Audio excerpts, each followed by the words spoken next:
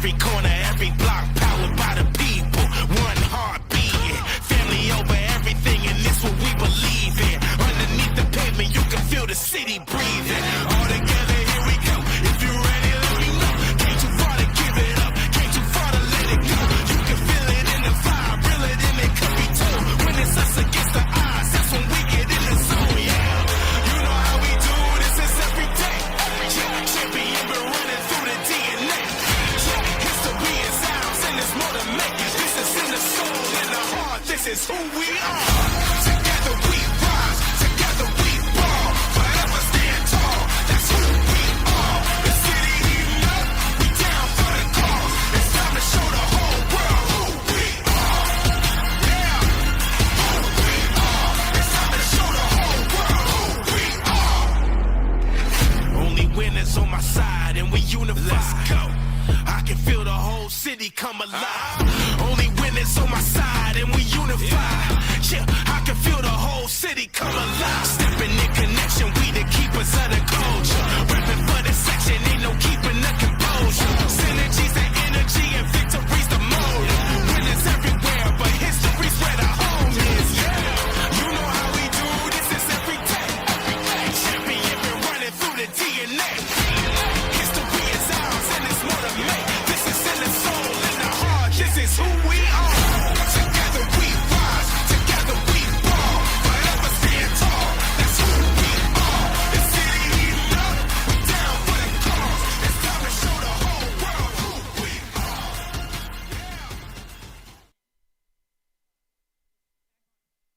are. Welcome in here at House Park, overlooking downtown Austin, as the rain clouds still rumbling through the area a little bit. David Roy, Paul Longoria here in the broadcast booth from House Park, set and ready to roll.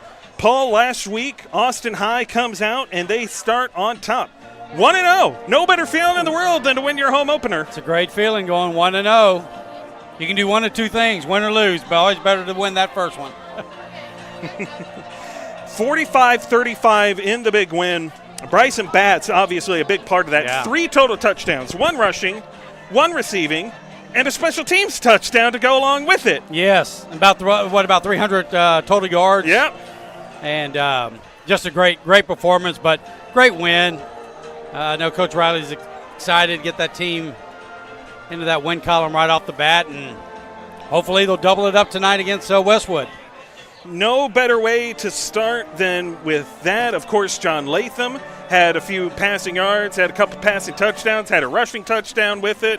And then, of course, he had the backup. Whit Davenport also had a score to go along with it. So it doesn't get much better than that from an offensive perspective.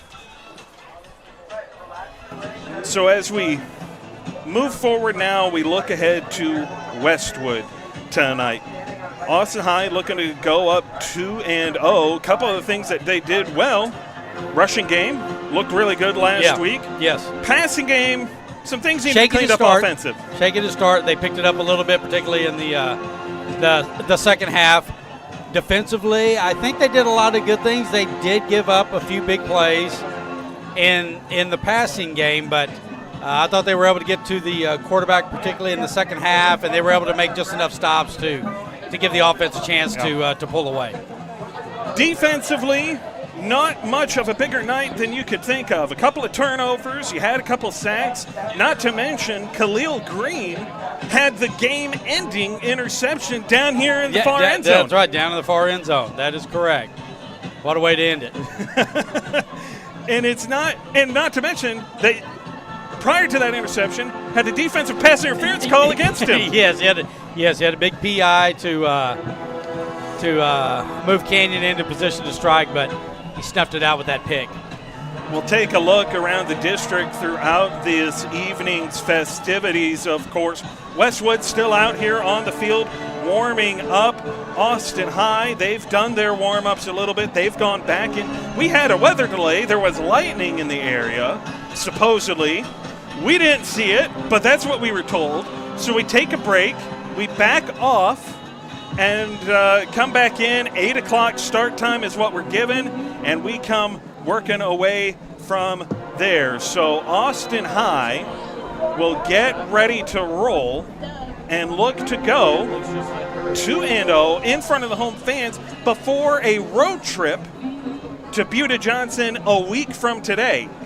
Definitely a chance to go 2-0. You certainly make it nice before they got to go on the road. Of course, on the other hand, you got Westwood. Westwood probably going to come in, play a little bit, maybe with a little bit of a, I don't want to say desperation, but kind of wounded. Big loss last week to Waco Connolly, but Waco Connolly's not that's not an easy opponent. I'm expecting a pretty good effort from Westwood tonight, and I think we should be in for a pretty entertaining ball game. Well, it was entertaining last week. Only a 10-point win for Austin High in a game that was back and forth for the good majority of it. And then Austin High able to eventually pull away late.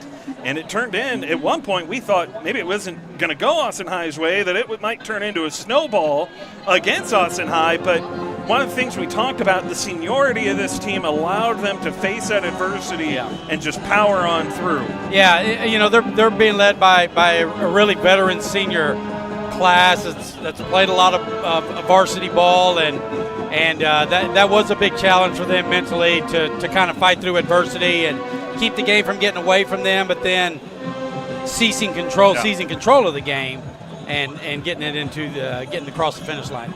You saw the graphic there just a moment ago. Your captains for tonight, one of them a really big name, the 3-year starter senior Joel Pozos, that Coach Riley talked to us. He may be a little undersized at center, but they have all the confidence in him and the seniority that he brings to this locker room. He's played a lot of football going into now his 3rd year, and Coach Riley made no bones about it. He's the leader of not just the offensive line, but one of the strongest leaders of that senior group. So well-earned captaincy for that young man.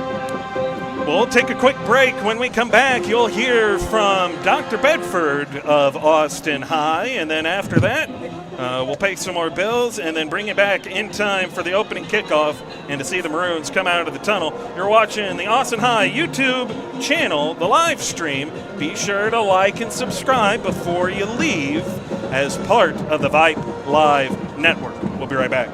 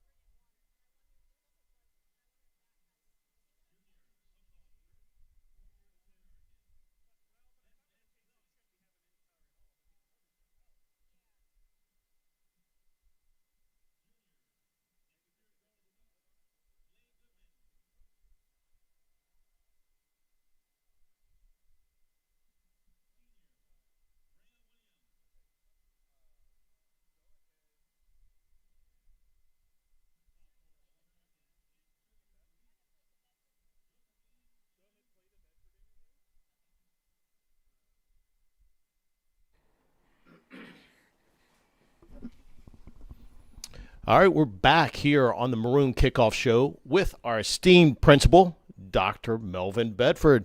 Doc, it's been a couple of months since we've talked. What's been going on in Austin High since then? Well, we've had an amazing start to our school year. Our teachers came back rejuvenated and excited, and we're glad to see them all back. The big thing that I want to announce is our football and volleyball teams really opened up the year quite well, gave us a great kickoff. Our volleyball team went to the Volleypalooza tournament this past weekend. They finished 7-2 and won the bronze medal bracket. Riley Malloy was voted to the all-tournament team. We all know how amazing she is. But also our varsity football team beat beat New Braunfels Canyon this weekend, and that was really exciting. Bryson Batts, of course, we know him, and we've heard his name a number of times, had 352 total yards along with 3 touchdowns. James Peterson hit a 34-yard field goal, and Will Peeler, Blake Bridges, and Drew Anderson had 10 tackles apiece, which is amazing, and I'm an old defensive guy. Lawson Stiles had 2 sacks, and Holden Taylor had 3 sacks.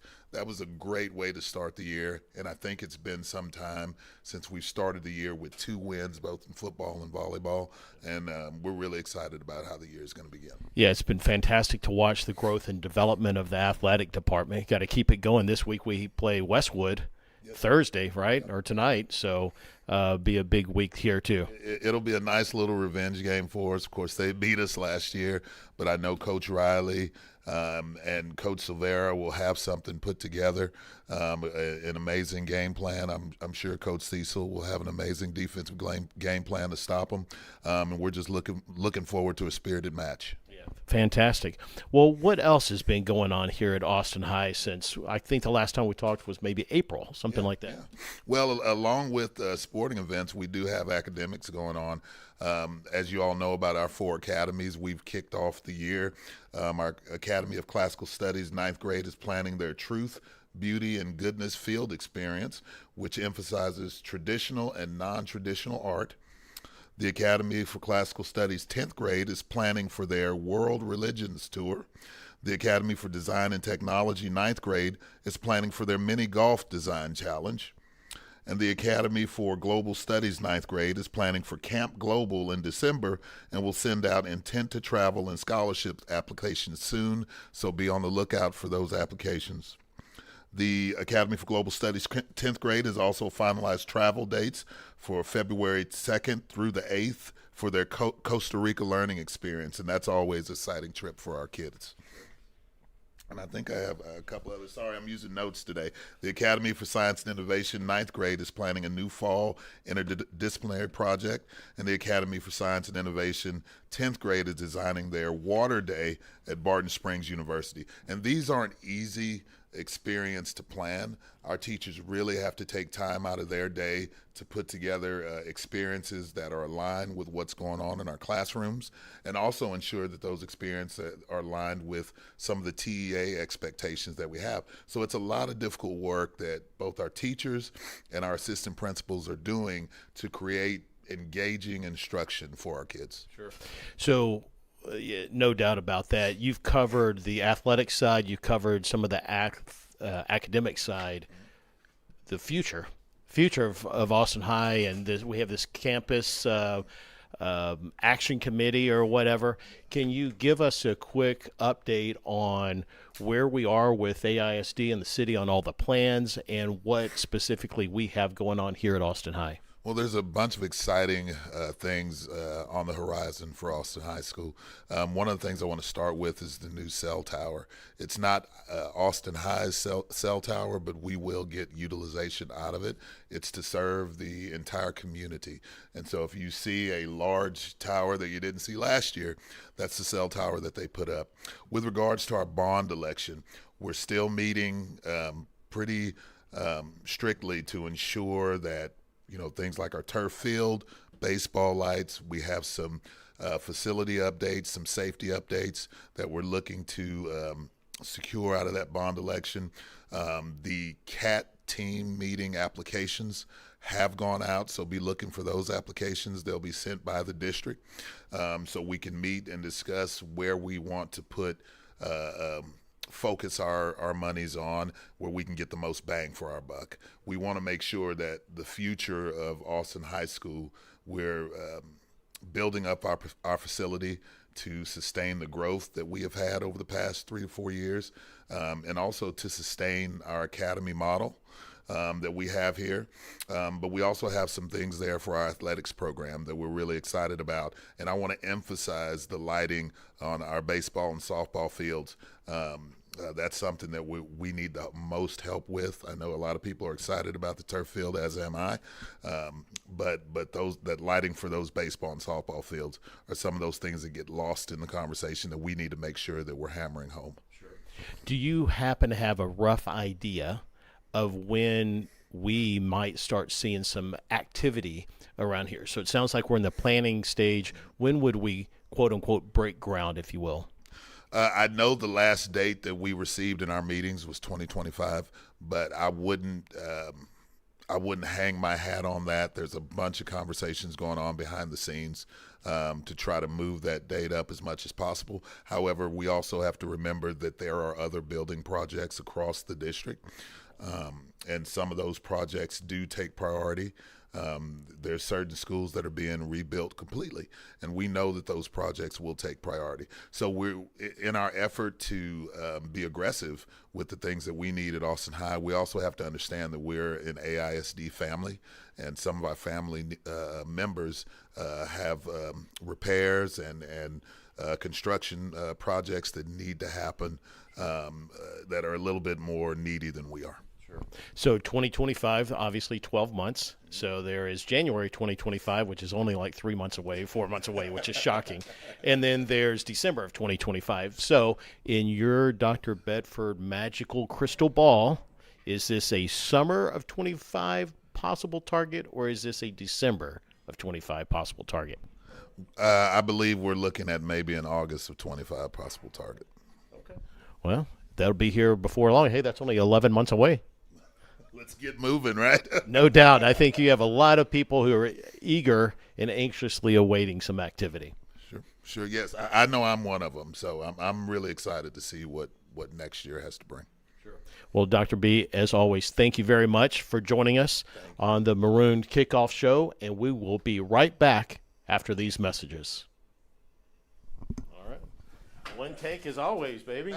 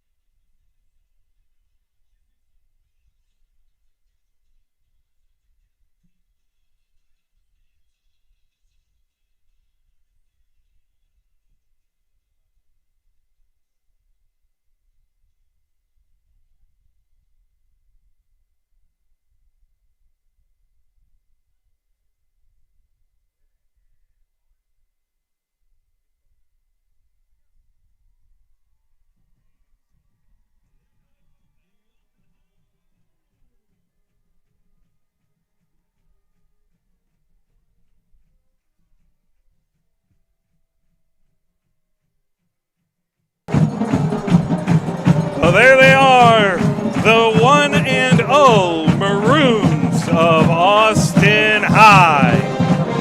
As they come out, Westwood's got a little bit of smoke with theirs. So, Paul, we talked about they had the more basic inflatable. They have the basic inflatable, simple tunnel. You don't see that very often nowadays. People sort of pay for the upgraded models, it seems like. But now they've got the higher. They got the smoke. They got to the go smoke, with it. the added effect. So between the two, not as high in the inflatable. They don't have the fancy letter the or drama the shape, of the but smoke. Yeah, they got the drama of the smoke coming out. So. Made famous by the Miami Hurricanes. Well, and the Miami Hurricanes, of course, had a good week, but we can get into that a little bit later as the Maroons, again, wearing those dark uniforms as they did last week. Of course, with the weather delay, we're a little bit later in the day, so the sun is no longer out. Even if it was, we have the overcast and cloudy skies ahead of us. Let's hope we avoid weather. This is that time of year where you can get some volatile weather sometimes on those Friday nights. So hopefully we avoid any more thunder, lightning. But you said we didn't really see it. Or it must have been in that 30-minute radius. Yeah, it must have been in the radius because they came over the loudspeakers in the stadium and said, hey, there's weather, there's lightning in the area. Clear the field. And everybody go back to their cars. Of course, we're professionals, so we said, we'll be up here in our booth still setting up. Don't mind us. Near the metal bleachers. And nobody bothered us. We were fine. It's all good in the hood. They left us alone. So we got set up, and the timing, of course, all those delays, they get a little cuckoo and crazy because then you have players that are kind of having to sit, relax a little bit, and of course, obviously, it beats the 8-hour delay, one of the longest NFL games ever played that happened down in Miami a couple years ago.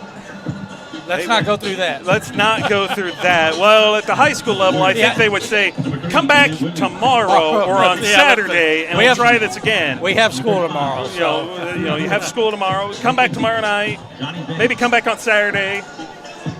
Thursday night football, your captains on the field here tonight. Of course, we talked about the center Pozos out there as being one of them, but of course, Bryson Batts out there, Drew Anderson out there, and Michael Friday are your 4 captains this week for Austin High. So you look at the captains, you look at all that they have been offered. They've been chosen as the leaders for the week. Of course, Coach Riley said they don't do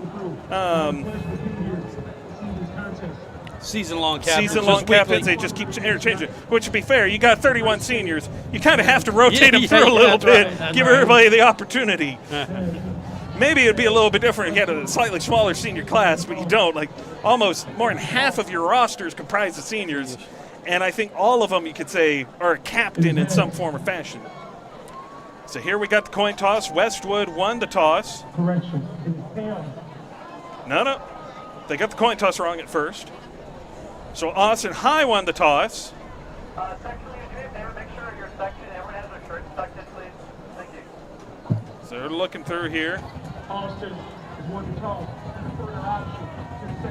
And Coach Riley, in true defensive fashion, has said, we'll take defense first and we'll get the ball to start the second half. We will defer. So he is a true defensive mind in that regard. He has deferred, and we will move along and get us started. So we'll turn our attention to the national anthem here in just a moment. Ladies and gentlemen.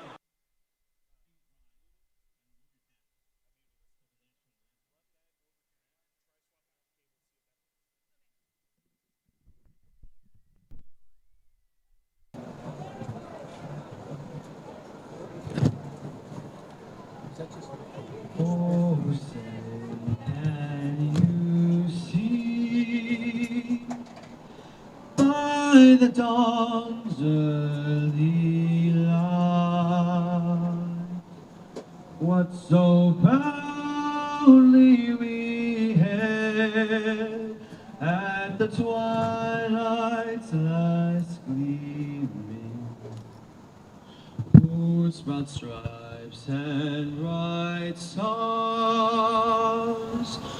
through the perilous fight o'er the ramparts we watched were so gallantly streaming, and the rocket's red glare, the bombs bursting in air, gave proof through the night that our flag was still there.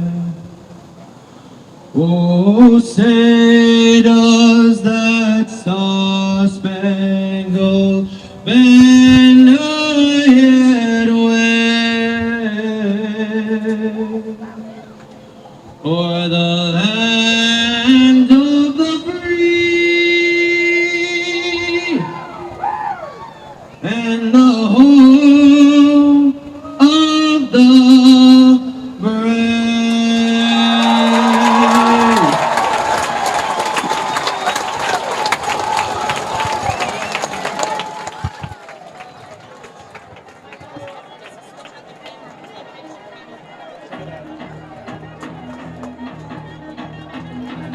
All right, ladies and gentlemen. Westwood will get ball to start. The Maroons are set to open up the night on defense, and what a defense it was.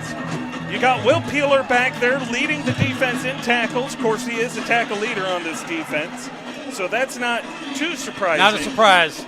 And then you add on to that, you look across the remainder of this defense here. Holden Taylor tying with Will Peeler last week, 6.5 tackles each. Great game. But then you had Taylor out there, 2.5 sacks. Yeah, he had a great game. Great game. So you have Holden Taylor coming off the edge. He's able to make some magic back there in the backfield. You have Lawson Stoos, another senior on this defense, had 2 tackles. First game back from injury, 2 tackles, a forced fumble, and a sack. Big game in his own right. So across his defense, a lot of different playmakers across the board and a lot of different opportunities to make plays and make this offense crazy. Coach Riley said he's never patient. Sometimes he wants to bring the house. This is a high kick. And that one a little bit short. But there's a lane. Sets a tackle. Flag comes in. And this one's going to come back regardless of the outcome. Down the sideline. Touchdown for now. Yeah, we got a flag there to 35. It was the final block that really sprung the returner, and it was an obvious holdout. We got 3 flags in the area. So 3 different officials saw it. We have one at about the 35, one at the 40, and another at the 45. I'm thinking they all saw the same thing. Yeah, it looks like they're going to mark it at the 40 where it happened. Maybe I saw a hold too, so I don't know if there were multiple penalties or what. I didn't necessarily think it was a block in the back, but regardless. I wasn't so sure. I would have called it a block in the back. It looked like a tackle. Yeah. I mean, that's about its best way to describe it as any. Well, this Austin High defense will come out. Now, they gave up. You probably asked Coach Riley. We didn't get a chance to meet with him this week. Of course, the holiday weekend and everything else with Labor Day. So we'll try to make that a little bit more of a regular basis. But I would think that if you ask Coach Riley, one thing he would tell you is, don't want to give up 35 points and end up in a shootout. He likes the defense. He wants to keep it low score.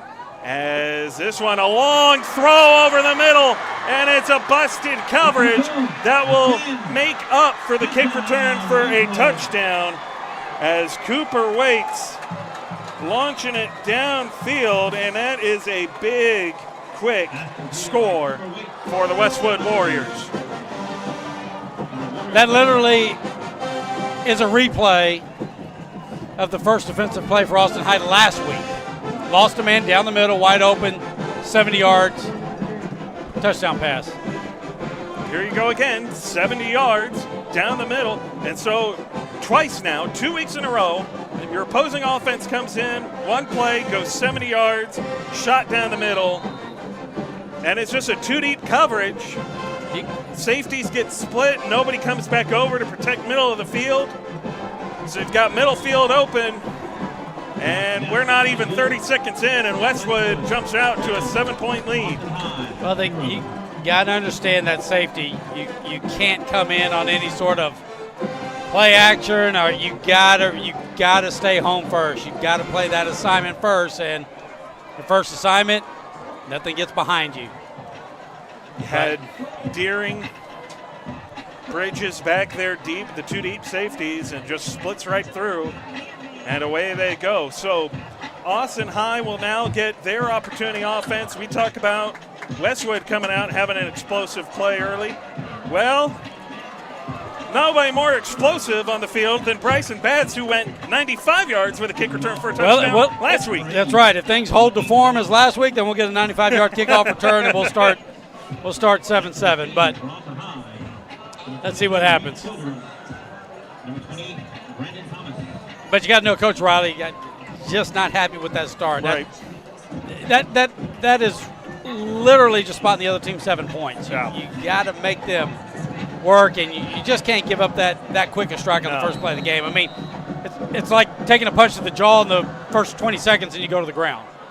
This kick, they let it go wisely, making that decision. Reed Childers back there. We'll get into Childers. We'll get into John Latham as this Austin High offense will take the field. And we'll start with Mr. John Latham as he gets us going here.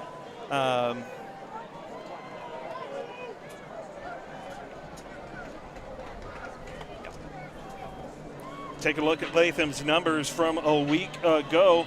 8 of 17 through the air, 82 yards, and 2 passing touchdowns. So a little under 50% in the completion percentage game, but had a couple of big strikes, had a couple of passing touchdowns. On the ground, had 4 carries for 20 yards, so averaging 5 yards a carry down there, and had a rushing touchdown. As here's Latham launching it. He's got Bryson Batts. Incomplete, was coming back for it, and the back judge will throw the flag on Westwood. Well, he had his man beat. Ball was a little bit underthrown. I thought the defensive back had solid coverage. Looks like he panicked a little bit at the end, got a little bit of contact with Batts, and that's what drew the penalty.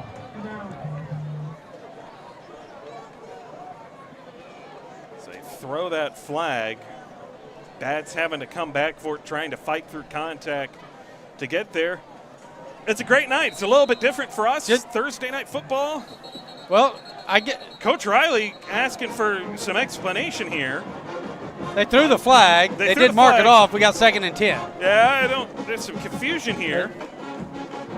Now, maybe because the ball did hit the Westwood defender, I don't know if that's going to be the the side judge here explaining this to Coach Riley. He does not like the call, obviously. So 2nd and 10 for Austin High. And bottled up, nowhere to go, was Reed Childers.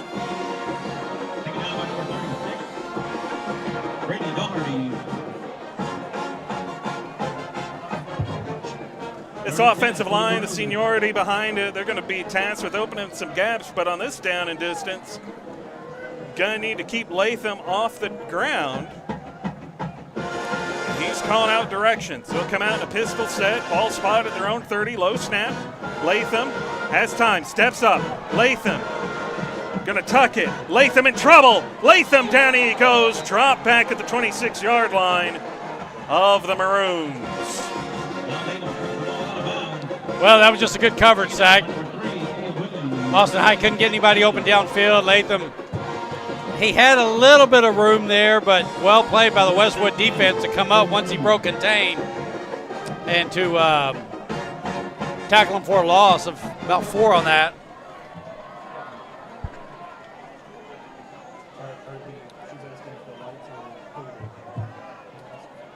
Tough start for Austin High on both sides of the ball. Well, it starts out, you have the incomplete pass, which they threw the flag for, and I guess they just kind of waved it off. No other real explanation for it. So instead of 1st and 10, it turns into 2nd and 10. And a flag thrown right away is a line drive kick here from John Latham. And this return gets corralled at the 49 of Westwood. Did somebody flinch? I don't know if it was a flinch or offsides. It was dropped immediately at the snap. So either they were – no, it looks like it's going to be on Westwood. You got Coach Riley out here arguing.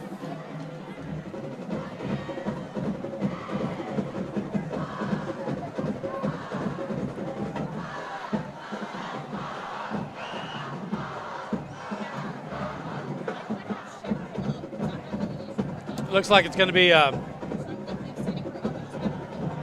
offsides. They're going to repunt it.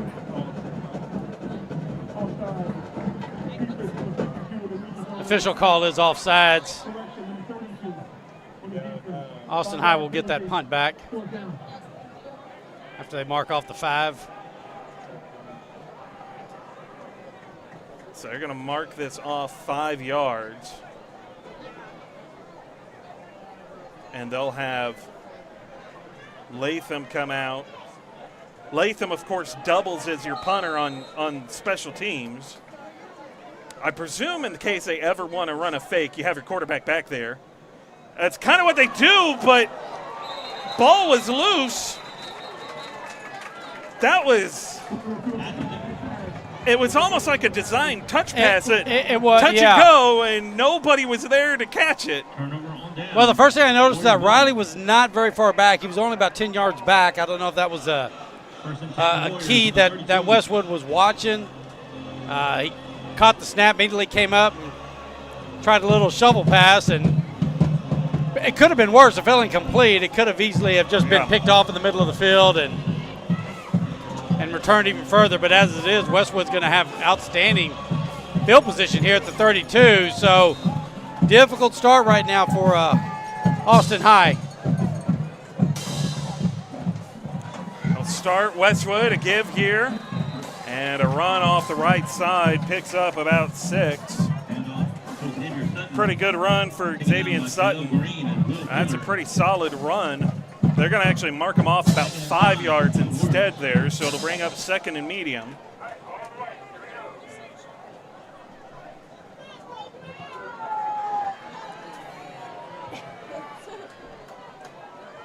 Snap, pressure, getting through. Lawson Stoos in the backfield.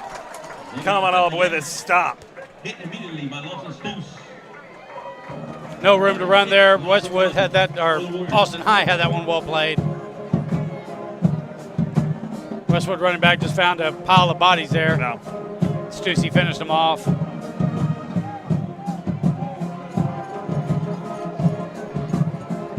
Out of the gun, 4 wide, trips here to the left. Ball snap, quarterback keeper in trouble, barreling his way forward. It is not Cooper Waits.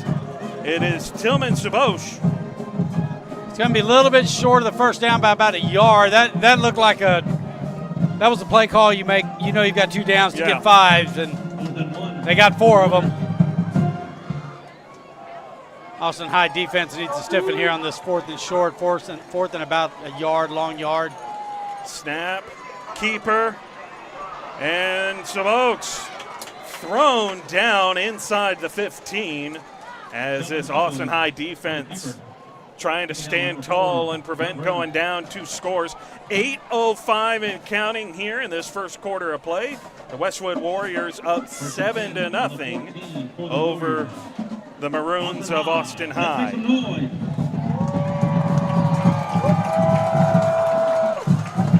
4 wide, trips here to the left, ball spawned to the right hash. Waits in the backfield. Waits, snap, lofting one, goal line fade, pass is caught, touchdown Westwood. Abraham Ruiz, the senior in coverage, and just got beat over the top. Was in excellent position, but a better thrown ball and a better catch. It was a very well thrown ball, and there was a very subtle push-off separation by the receiver, and just to get enough room from Ruiz. Like you said, Ruiz had good inside position. The throw was great. Yeah. That was great. I don't even know if the receiver needed that little nudge to get that separation, but Round Rock Westwood is struck quick. Austin High is going to have to kind of regroup, get together, and get this game going in the right direction.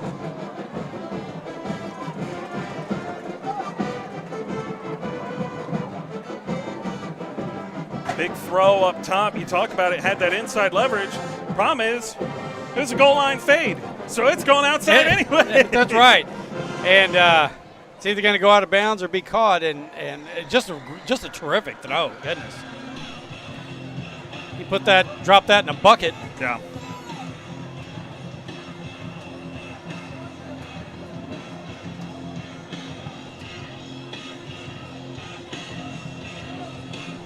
This Austin High defense gives up 2 scores, 2 passing touchdowns given up here in the first quarter of play, really within the first 4.5 minutes of action here tonight. One, of course, the opening 70-yarder from Westwood. I'm willing to bet, Paul, that they saw it on tape from last week and said, well, that worked then. Let's see if it'll work again. That's right. It did. Yep.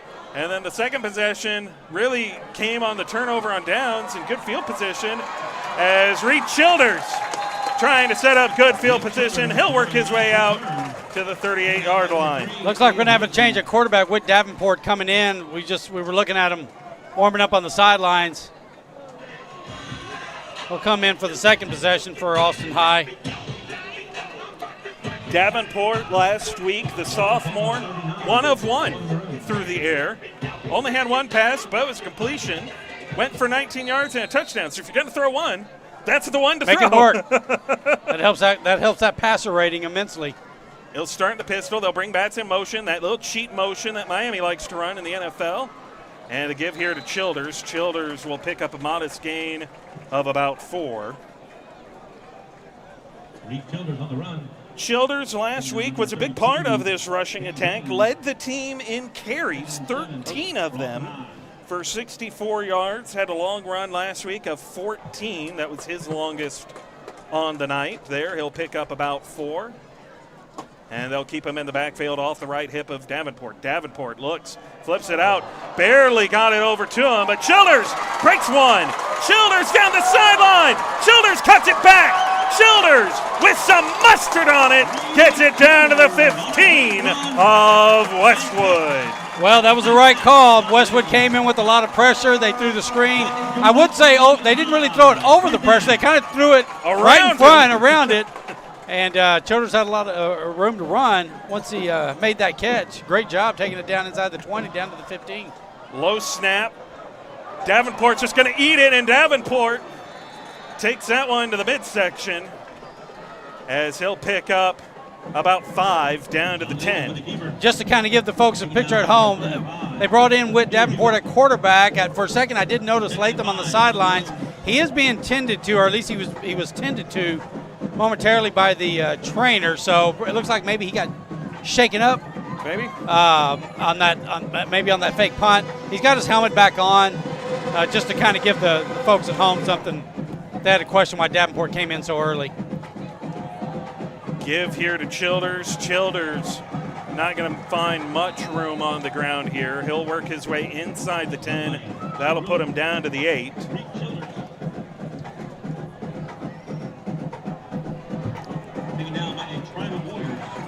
Well, we say it a lot, but it's early in the game. But at this point, you got to think Coach Riley's thinking we need this first down. We got 2 downs to get 3 yards. Hey, you're down 14-0. Kind of really want to get in that end zone and cut that score in half as opposed to settling for a field goal. So I think that's what the mindset is right now. Davenport comes out, Latham comes back in, and you have Coach Riley calling over here for the line judge. That play clock was kind of winding down. You had everybody trying to get set. They were trying to get Kurak back over from the far side, get him lined up on the left on this near side. I thought Coach Riley was going to sub himself into the game. He went pretty far out on the field. He had his hand up there for a second as he's running in. But, if you're not lined up, this is a big down. It's a big down, and that seems a little odd to say in the first quarter, middle of the first quarter. But Austin High's taking 2 big punches. They're down 14-0. You can't really afford to have a blown play here on 3rd and about 4, I guess. Yeah. Looking to punch it in. You got to take advantage of this where you got the ball, line of scrimmage. Well, when you have on offense, you defense, you're struggling to find answers right now. So on offense, when you look at it, you got to have an answer for something. You've taken, like you said, 2 big shots at the jaw. You got to respond here. Bring this back to a 1-possession game. Bats coming to motion. They're going to motion him back out. They're going to flip it out to him. Bats ducks one. Bryson Bats down to the near side, out of bounds, inside the 5, and that's good enough for the first down. Wow, what a great play by Bats. I mean, it looked like he was going to be tackled for a loss. He did a quick jump cut to his right, immediately darted back to his left, get outside, got that first down. Just a great play. And that type of play, you almost have to rely. You got to rely maybe on one chip block, but it's really up to the running back / receiver in that play just to make a play. Austin High brings out their jumbo set. Give Childers off the edge. Touchdown, Austin High. Well, that was a great run. He just kind of kept chipping away to the just off the left tackle. Then he bounced it one more time, and He got some real good blocking on that play to kind of seal that seal the outside edge there. Who gave him that block? Looks like Brandon Thomas did. Number 28 got that last defender. Gave Childers that final lane to get into the end zone. Big score there for the Maroons. So Peterson on to tack on the extra point. High snap. Davenport had to stand up to get it and then try and get it back down so that Peterson could come along to kick it. And Peterson even had to stop in his spot for a second. He had to wait for a second before he could swing that leg through. And for everybody at home who doesn't maybe understand how difficult it is, that's like taking the golf club back and stopping just short and then swinging the rest of the way through. You got all that momentum generated. Suddenly you're slowing it down. Yeah. And fortunately, it's an extra point. You don't need a lot of power, but still kind of throws that timing off. But great job there by both Davenport and the kicker. And Austin High cuts that lead in half, or cuts that deficit in half. Yeah, there you go. 4:59 remaining here in the first. Austin High has cut this down to 7. Childers has been the busy one so far. Now, obviously, Batts made that great first down off that catch, but Childers taking that long screen, taking it down to the 15, and then he finishes off the drive, bouncing out to the outside for about a 4-yard touchdown. So it's just a really good drive, good answer there for the Maroons. Oh, but you have that big third down, and who do you turn to? Batts. You go to Batts. That's right. So Batts only had 2 catches in the game last week, but he had 10 carries. Now, he hasn't been as involved in the rushing game tonight, but they've tried to go to him early. He's been targeted twice and has a catch on the short throw.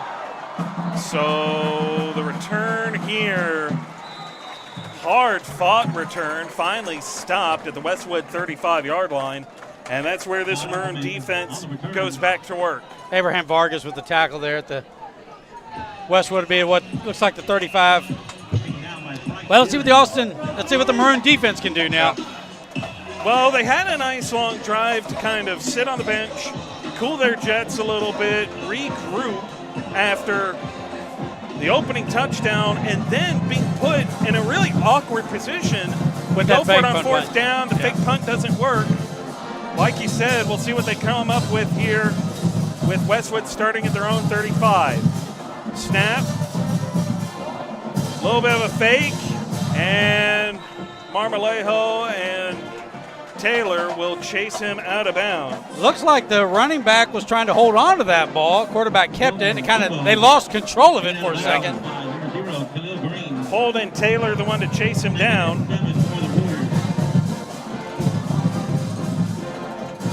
It's a gain, though, of about 3. So it'll bring up 2nd and 7. Trips here to the right, single back to the right, pass back left. It is caught. Ruiz immediately on top of the receiver and driving him back. They're going to spot it. Not necessarily where he caught it, but where he started getting driven backwards. So it's a gain of another about 3 yards, but it does bring up 3rd. They're going to say 3rd and 2. So a gain really of about 5. Chance for the Maroons here to get off the field.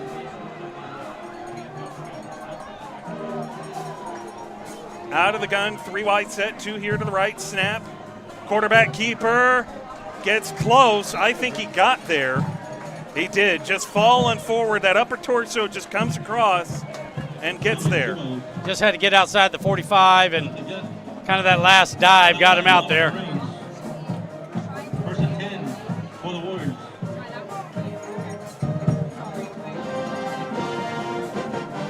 So out of the gun. Sabosh on 1st and 10. Ball spotted here at the 46. Snap, looking, pass to the right is incomplete. Had the receiver breaking in one direction, pass was nowhere near him. No, it wasn't. Looks like Westwood was running a bit of an unbalanced line there. They had an extra lineman on the 46. on the right-hand side. Looks like they'll bring in an extra receiver, take out a tight end. They were looking in the direction of Drew Norrell. And Norrell broke out, but it seemed like Spokes was waiting on him to just sit in the zone there. So a little miscommunication brings up 2nd and 10 And now a timeout taken with Westwood. 14-7, Westwood leading, 3:29 to go here in the first. And they'll take a quick timeout. We'll take one with them. You're watching the Austin High YouTube live stream as part of the Vibe Live Network. We'll be right back.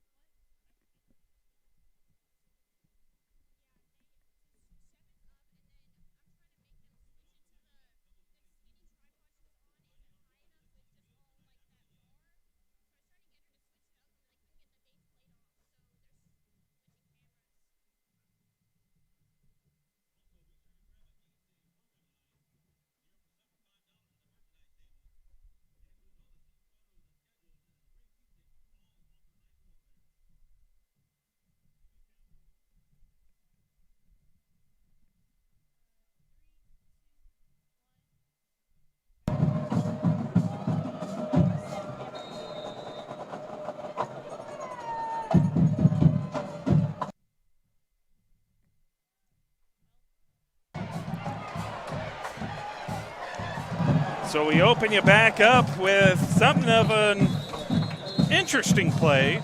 A little bit of confusion in the backfield from Norrell after the catch, and then a flag. Personal foul. So Westwood. Well, when the Westwood receiver took the catch and then he reversed field, of course you got Austin High guys with their heads turned, and receiver on the far side peeled back, blindside block. Nobody was shaking up on the play, but it's going to warrant a 15-yard penalty. Big opportunity here for the Maroons. Going to bring up a second and about 25. That's a big penalty. That's a very big penalty. You know, for Westwood to take that, I think the one thing, though, if you're Austin High, you got to watch out for that deep middle of the field again. You do. It wasn't a crunching block, but nonetheless, one that will draw a flag. Deep middle does look open for now, and the quarterback's going to run right up the middle of it. Slips the tackle, and Price Deering the one to grab him and drag him down, but not before Sabosh brings it all the way down to the Austin High 30-yard line. Well, there wasn't anything fancy about that. Westwood just really spread them out. Austin High was really thin in the middle. He had one man to beat. He gets all that 25 yards plus about another 20.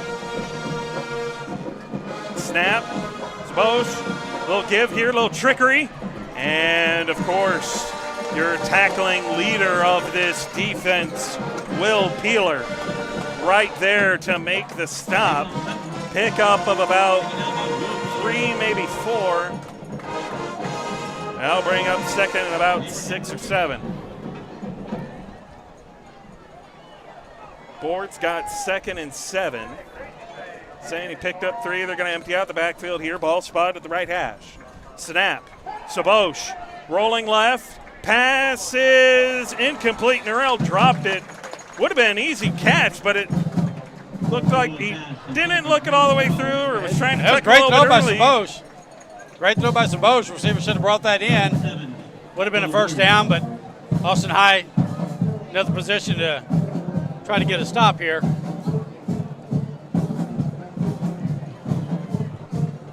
So the Maroons look to the sideline, trying to get their defensive call, trying to get everybody set up. You have 3 safeties on the field right now for Austin High. Deering, Bridges, and Khalil Green are your 3 safeties right now defensively. It's kind of a 3-3-5 look from this Austin High defense. Those of you at home, the 3-3-5, 3 down defensive linemen. 3 linebackers, of course, the 3 linebackers being Anderson, Marmolejo, and Peeler. And then you had your 5 defensive backs, the 3 safeties I mentioned, and then your 2 corners on either side, Ruiz and Kim. Normally see that with the 4 down linemen, 2 linebackers, and that kind of a nickel package, nickel look. Really something you use a lot against these pass-happy teams, and especially, you look at the down and distance, certainly it warrants that kind of a nickel package. It does. 2:08 to go here in the first, and it is a long 3rd and 7 here for Westwood. So a timeout was taken by Westwood. That will leave them with 1 remaining. Of course, you know, those timeouts don't carry over. So you can't keep them. You can't take them into the second half with you. You might as well burn them while you got them. But it is early to burn them. You got one left, still a whole quarter plus to go.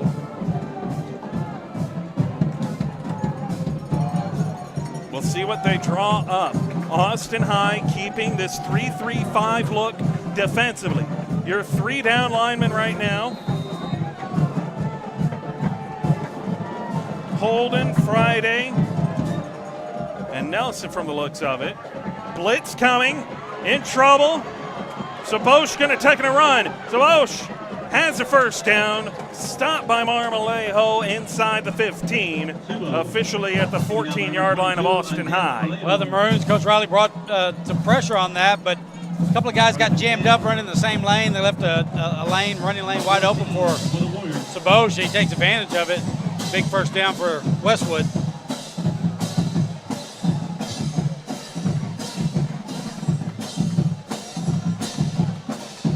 So some movement here defensively. A couple substitutions coming in. Snap. Sabosh. Give. Runs into his own blocker, and then Holden Taylor comes through to make the stop.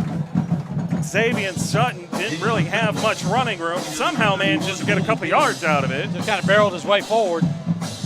Second and 8 for the Warriors. That'll bring up second down to about a minute now here in the first. Still 14-7.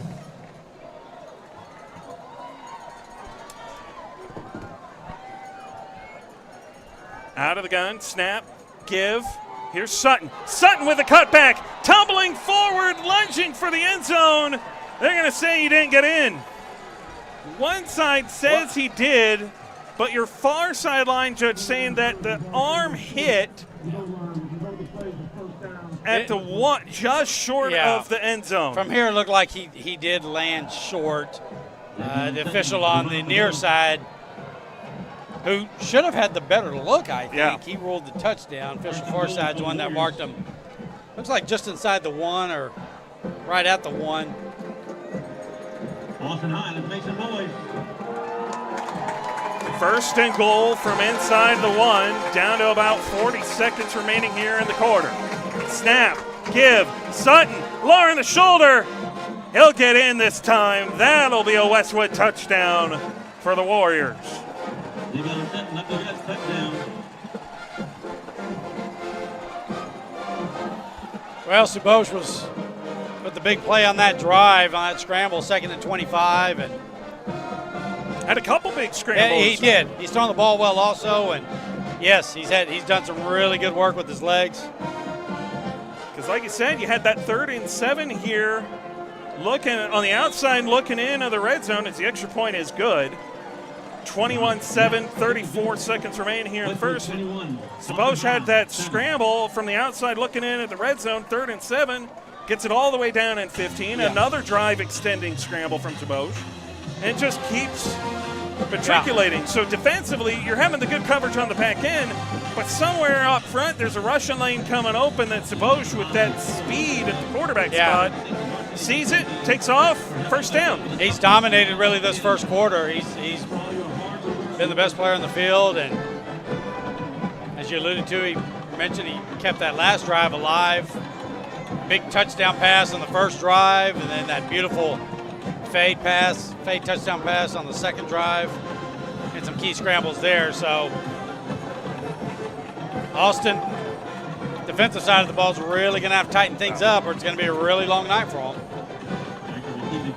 Your 2 deep returners right now, of course, Bryson Batts being the big name to keep an eye on, and Brandon Thomas, your other returner back here, the 2 deep for the Maroons. And this kick is away, high kick, end over end. Thomas fields it and steps out of bounds. He didn't want to take a chance. He wasn't sure if it was going to bounce out of bounds or not. He leaps up and catches it right on the sideline. So unfortunate for Austin High, because now your starting field position is your own 16-yard line. Yeah, you don't. You don't like to see him necessarily field that ball, but just the way that ball was bouncing, it was clear. You could feel him thinking it's going to keep going straight further. Let me stop it here. He was kind of put in a tough spot. You could tell he gave a lot of thought about it in a short amount of time and made the decision to field it. Latham, snap, they give it to Batts. Batts weaving. Bryson Batts. Stiff arm, and his first carry gets him out of bounds. Picks up about 13. Flag gets thrown late from the side judge. Looks like that's going to be another 15 on a face mask as he was bouncing the run outside. Westwood defender came up, reached up high. And there you said it. You called it. You saw it and you called it, Paul, because Austin High gets a tack on 15 more to the end of the run there. Ball is moving up. So you pick up 13, add 15 to it. That's a 28-yard play. Nice. That's nice. Suddenly that fielding that kick at the 16 doesn't look so bad. You kind of forget that. Yeah. But I'm going to be interested in seeing what Austin High does this drive. In some ways, your best defense right now may be just to keep the other Westwood offense off the field. They can chew up some clock.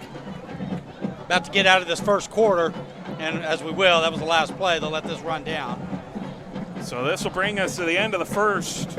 Austin High trailing by 14 again, as they have been. So far, that's been the gap that they've been working with. We'll see if they can cut it back down to 7 when we come back to open up the second quarter here from House Park. Westwood 21, Austin High 7 when we return. You're watching the Austin High YouTube live stream on the Pipe Live Network.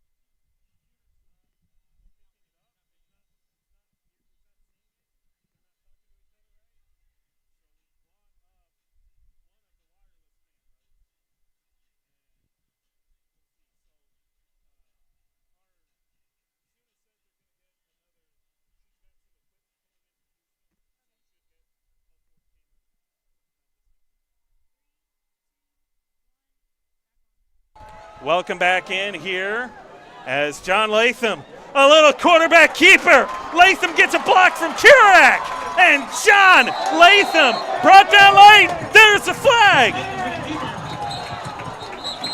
And Latham is hyped. That'll be another 15 added onto that run. He did a nice job. He gave the faked the handoff to Batts. That's where a lot of the defense was going, and then he just kind of picked his way into that second level in the middle, bounced it to the right. Donovan Kurek did an excellent job on the outside. Yeah.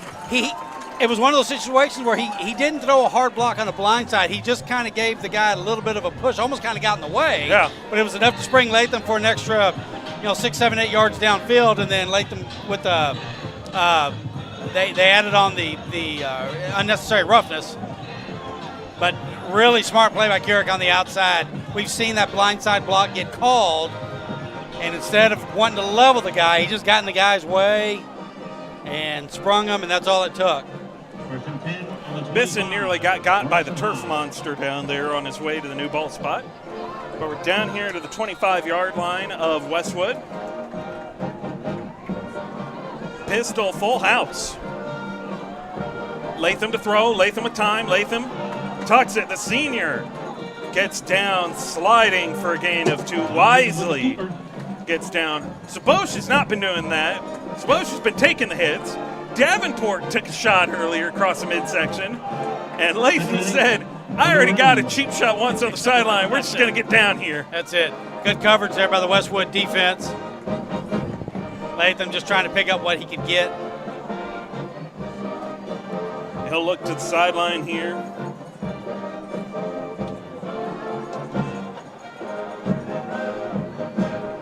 Pistol set, 3 wide, 2 wide here to the right. Bats in the slot. They're going to bring him in motion. Bats, a little cheap motion there. And a nice read for Reed Childers. That's a first down for the Maroons. Boy, how about that blocking there by Bats? Childers had a nice lane, and Bats just kind of got in front of his guy and drove him back down. And Childers gets the first down. Good blocking on the right side there by the Maroons. It's just a quick in motion from Bats, and it's really, like they just said, and like you said, he gets that block, just trying to create that angle to get that block so that Childers can have the lane. Here they come 4 wide. Bats the middle, receiver at the top of your screen. They give it to Childers to the inside, and coming off the edge, making the stop on this defense. Reed Childers on the run. Really good job defensively by Peter Hewitt III. That's a solid gain, nothing great, 3 yards, but like we talked about on the last drive, Austin High really at the point where now they're knowing it's 4 downs. Yeah. They're taking 4 downs, get 10 yards, and just keep chopping their way towards that end zone. Childers a little bit more of a power back. He got the bulk of the carries last week. Now it was pretty evenly split. 13 carries for Childers, 10 for Bats. But tonight he's really been doing a lot of the heavy lifting. Yes, he has. Bats has mixed in some really good plays when he's had the ball in his hands, but not a lot of touches just thus far. Latham directing traffic. Latham tucks it, picks up a couple for his troubles. Okay. Good job. Westwood really locking things up on that secondary, but Latham a really nice job getting outside the pocket, kind of directing things, didn't force a throw, picked up a couple of yards scrambling, bring up a 3rd and 5. So just trying to keep things manageable and just kind of living for that next play.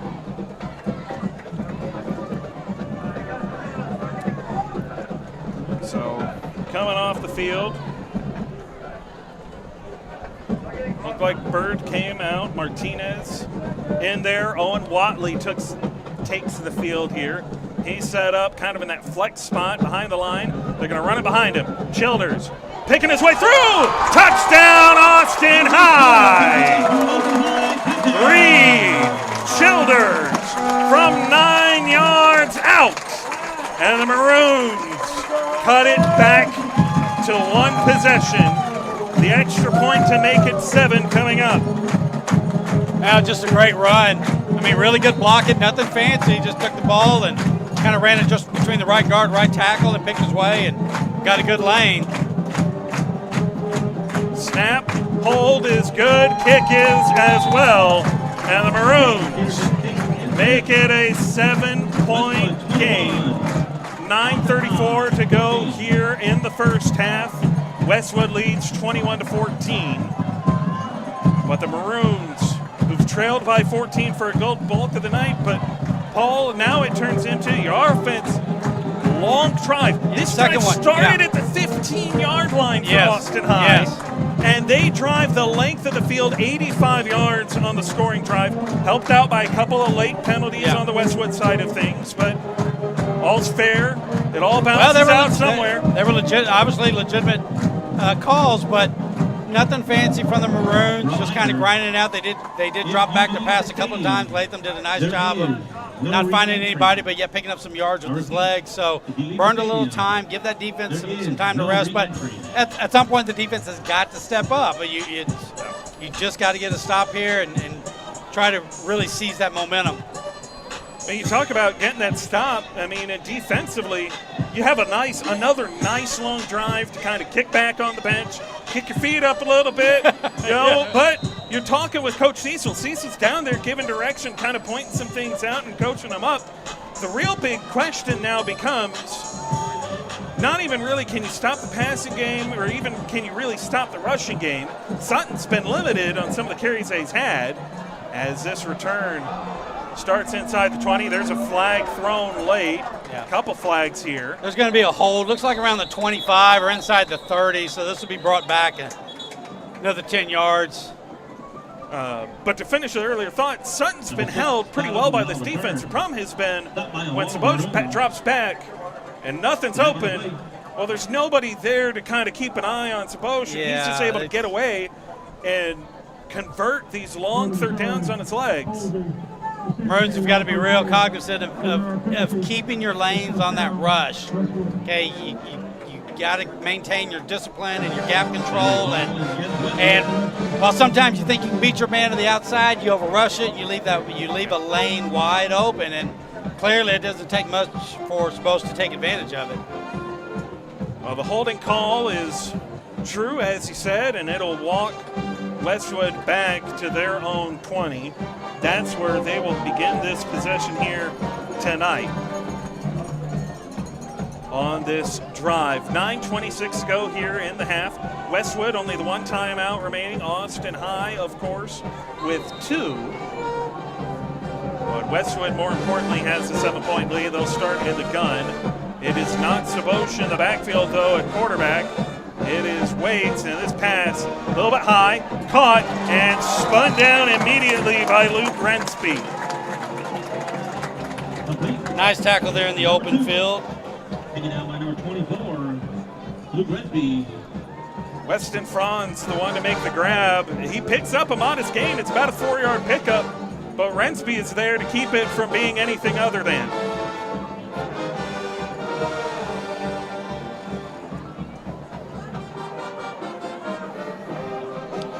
Waits in the backfield here at the quarterback position. Sutton to his left. They're going to roll the pocket to that way. Waits in trouble. Pressure forcing the pass high. It was Lawson Stoos and Will Peeler in the backfield. 3rd and 6 for the Warriors. Just my opinion, I think sometimes coaches overthink things. I don't know why you make a quarterback switch at this point for Westwood, but he's supposed to have been the best player in the field.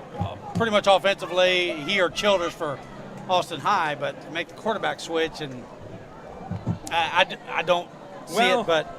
And when they sent over when we requested rosters, obviously from Westwood, obviously so we can be prepared to have their names for here tonight, Waits was listed ahead of Sabosh on the depth chart.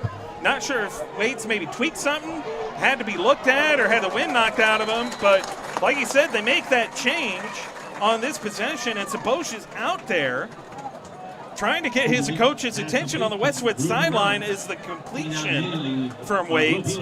Comes up short after the catch and brings up 4th and about 2. 4th down for the Warriors. I'm not saying it's a coincidence, but it's the first time that Westwood's gone 3 and out. Yes. But there are no coincidences. There's no such thing as coincidence. Well, and for Austin High, I mean, I don't think they'll complain not to see Sabosh on that drive. Coach Riley will gladly say, punt that ball, we'll take it. Batts is deep to return. The electrifying spark plug that he is. Khalil Green nearly got back there, could have had a chance at it. Batts signals for the fair catch. This drive will now begin for Austin High from their own 37.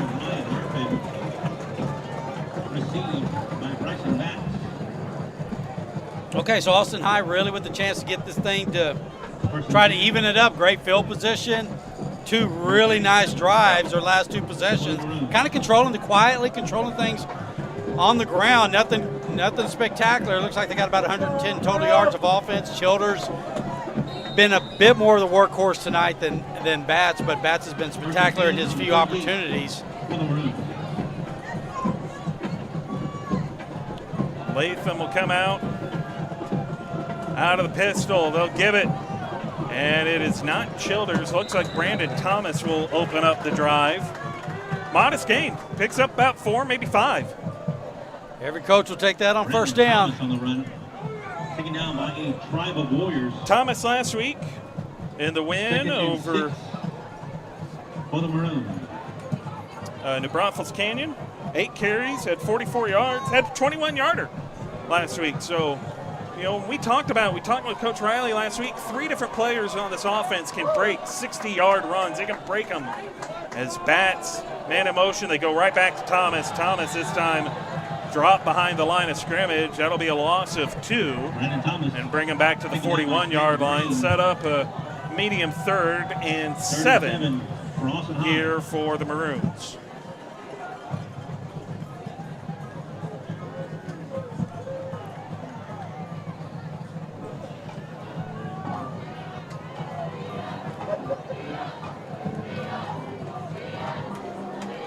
looking to the sideline here. Everybody getting their directive. And they'll come out. 3 wide. Nelson Wright, the tight end to the left. Out of the gun, Latham. Latham rolling left. Latham going to come back right. Latham launching this one. He's got Donovan Kurak. Kurak's got it. Kurak! Touchdown, Austin High! Well, that was I don't know if that's how you draw it up, but Latham did an excellent job of staying alive in that pocket. Kurak did an excellent job on the catch. I thought he was almost going to get a pass interference on the defender, but great catch.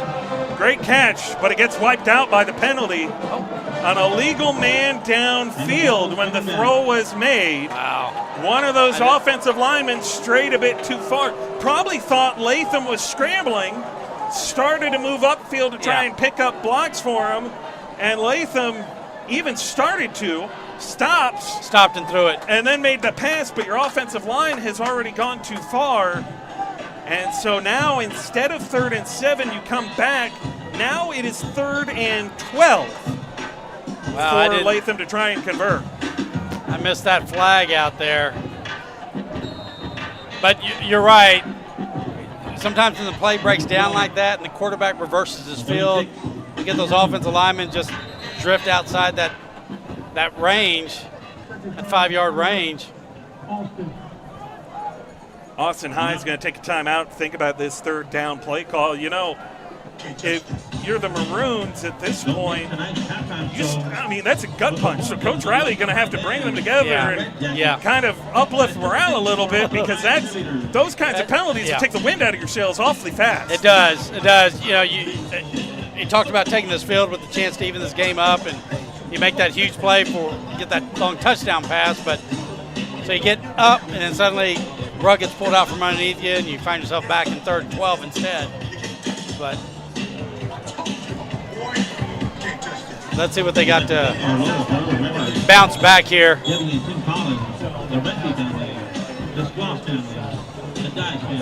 So the Maroons come out here. John Latham coming up in the gun. They're going to spread this out. It's going to be a 2-by-2 look. 2 receivers to the right, 2 receivers to the left. Latham coming up here in the pistol.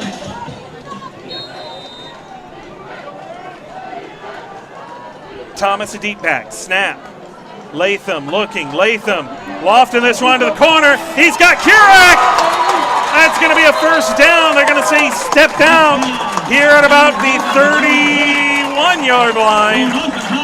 But hey, it's not the 6 points that you had, or at least you thought you had, but it's a conversion, and it's a mighty big one. It's a big one, and credit to the Maroon offensive line, great pass protection, but Brandon Thomas threw an excellent block from his running back spot on what appeared to be a blitzer from Westwood. Just stoned him, gave Latham a chance, clean pocket, make that nice deep throw to Kurak and get this 1st down about the 31.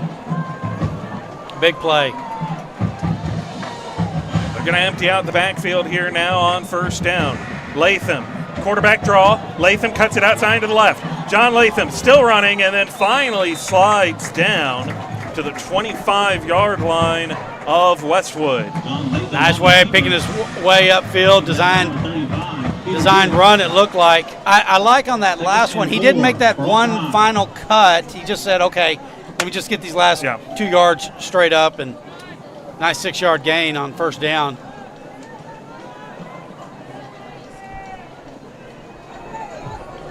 So gain of 6 on the quarterback keeper. 5.5 minutes to go here in the half. Latham going to swing it out for Thomas. Thomas tries to cut it back. Turf Monster got him. Tripped up. It's one thing we didn't really talk about tonight. Prior to the game, you had that rain, and it wasn't much, but it was enough. You could see it on the turf where it kind of brought up those rubber pellets. It's enough to make the turf a little slick. Yes. So far, nobody's really been affected by it, but there it just kind of looked like Thomas lost his footing trying to advance it. And so Going to be a loss of about 1 as a result.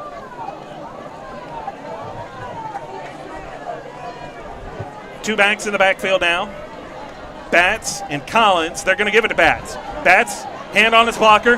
Batts goes down. No whistles were blown initially, but Batts kind of gave himself up knowing he did go down. Westwood came up, and Batts for a second, like, maybe I should move. Yeah, I didn't. I don't know what happened there. I don't know if he thought maybe he was about to go to the ground, but he did kind of give himself up. It looked, I don't know if he would have been able to recover and get more yards, but it looked like for a second he was clean away from the defender, but it goes as a lost yardage. From the right hash, James Peterson, it's a 45-yard field goal attempt. It's not going to get there. Comes up short. The pressure nearly got in, so the kick comes out low, almost as if Peterson himself felt rushed to get that out there. Yeah, rushed and didn't really follow through with the leg. It looked like, but just trying to get the kick short. out to keep it from being disaster. Yeah, and just kick the ball as quick as we can, and let's get this out of here. 4:26 to go here in the half. Westwood with a 7-point lead. Timeout remaining for each side.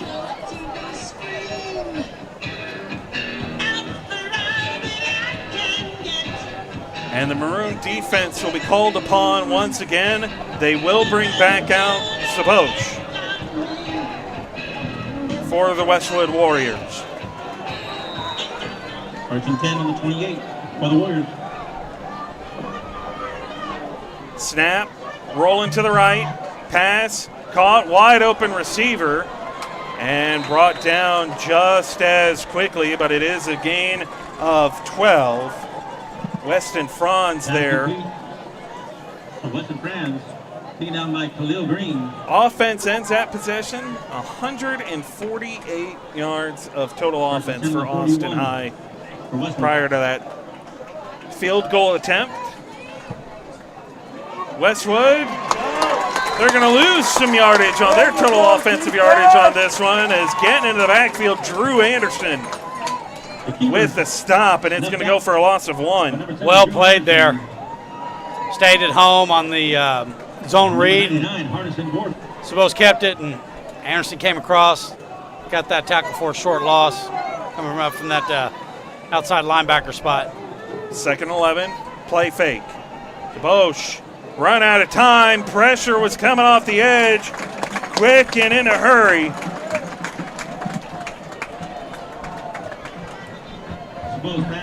His defense coming up there awfully fast.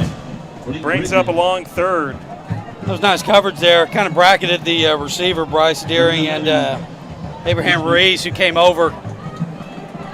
Cut him off. David Zapata, the one coming off the edge there, applied the pressure, forced Saboche to get rid of it just a little bit earlier than he would have liked. Brings up a long 3rd and 11, ball spot at the 40 and from the right hash of Westwood. 21-14, Westwood lead, 3:27 to go here in the half. Timeout remaining for each side. Saboche looks left, comes back to the right, trying to escape. Lawson Stoos grabs him around the waist and drags him down for a sack.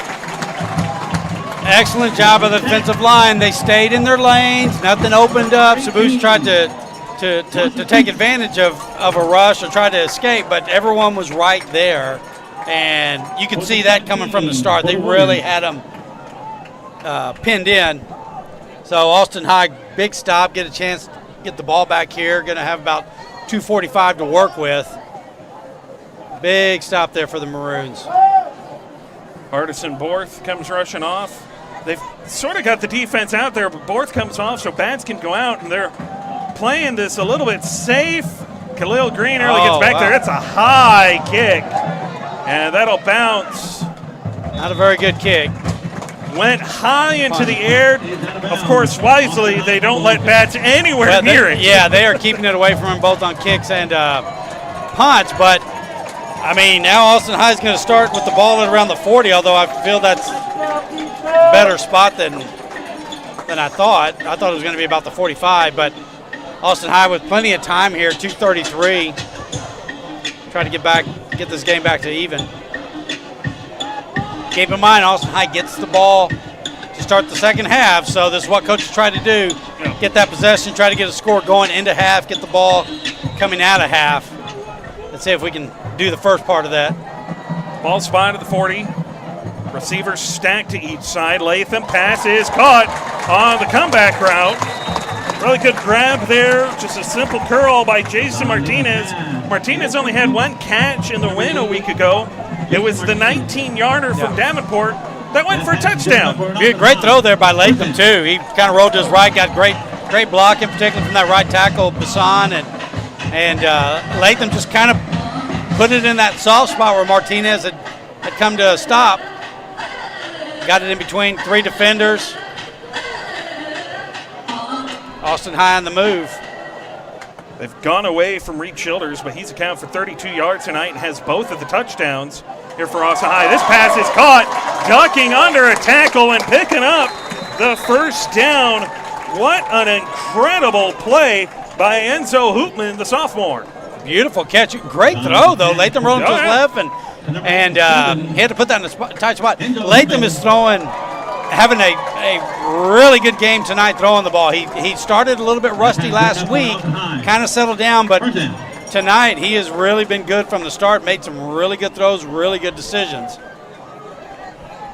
4 wide, trips to the right here, single receiver to the left, and whistles blowing this dead. They're going to say Westwood took a timeout. So usually when you get a timeout called that late, it means the offense came out, the defense set up, and the coaching staff panicked and said, we don't like that. We don't like our luck. Hold on. We don't like our luck. So good drive here by the Maroons. Again, Latham's been very impressive tonight. Rolling left, rolling right, making good decisions, keeping the ball, just kind of getting stuff on the ground when he needs to do so, or when he doesn't have anything, not forcing it. But those last 2 throws are great. Nothing spectacular, but he's rolled, he's on the move. One to his left, one to his right, then comes back, goes to his left, and put them both on the money. I mean, just really impressive throws. Coming off a week ago, completed 47% of his passes. And tonight, last week only 82 yards passing. Now he did have a couple of touchdowns tonight. Look at John Latham, 108 yards for him through the air.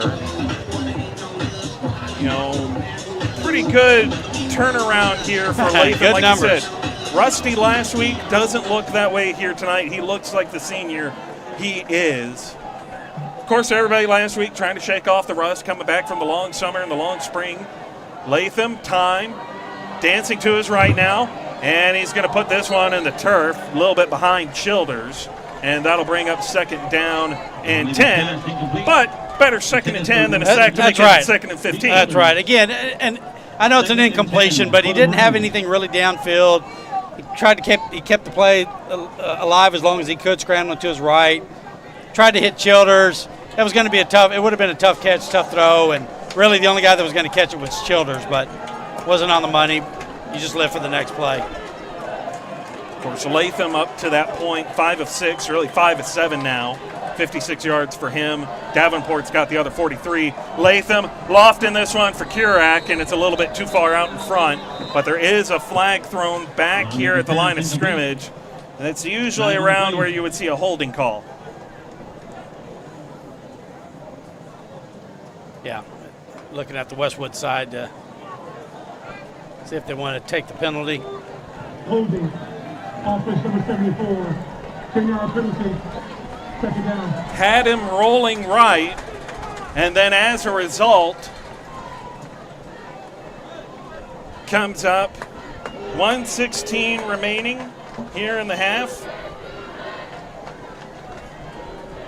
Wouldn't be surprised if you see Austin High come out with maybe a quick screen or some sort of draw just to try to get maybe half this 20 back here on this play and make it a somewhat more manageable 3rd down.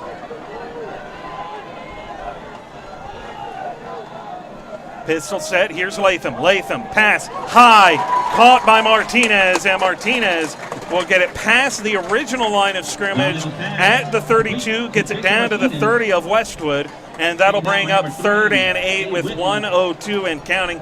Austin still has a timeout to burn. They do. Good throw by Latham, get a little more than half that back. Rodriguez just ran down, sat down in the soft part of the zone. This pass incomplete.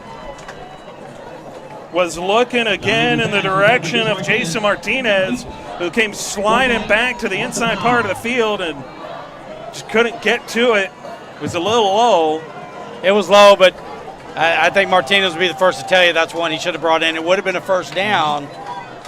Not a bad throw from Latham, and I think Martinez kind of knew it when it got dropped, like, wow. 48 seconds remaining here in the half. Austin High going to go for it. They're going to start in the gun, 4 wide, trips to the right. Here's Latham. Latham, pressure coming off the edge. Pass over the middle, incomplete, was wanting Donovan Kirak. And Kirak, his outstretched arms kind of takes that hit from the side, has to spin away. The pass was low. It was a good spot, good placement by Latham to try and keep Kirak out of harm's way, just kind of go down to the turf. Defense, though, tracking the ball. They come through with him. Dive down, and it is incomplete. Well, a bit of a missed opportunity there. They should have had that first down on the previous down, but they'll see if they can kind of hold off here these last 45 seconds. We'll see how aggressive Westwood wants to be. They don't have any timeouts left. No. They may just be content to maybe run one play, see what they can get, and if not, take it into the end of the locker room. Austin High looks like they're going to set up a little bit deep. Sabosh comes out with an empty backfield.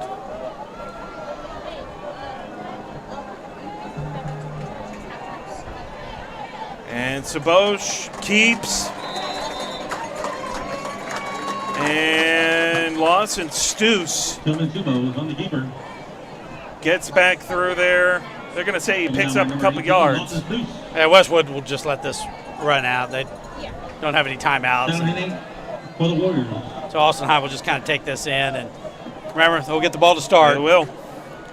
I think they would have liked, though, if you're Coach Riley and you're Austin High, you would have really liked for one of those last 2 possessions to have led to a touchdown. You tie it up, you get the ball to start the second half, an opportunity to take your first lead of the night. Instead, time will tick down, you'll go to the half, trailing by 7 instead of an even ball game. Well, they've done a nice job of kind of getting back in the ball game. They really took some big shots early, and they've managed to keep this thing now to touchdown deficit ball to start the second half, and good job of clawing their way back.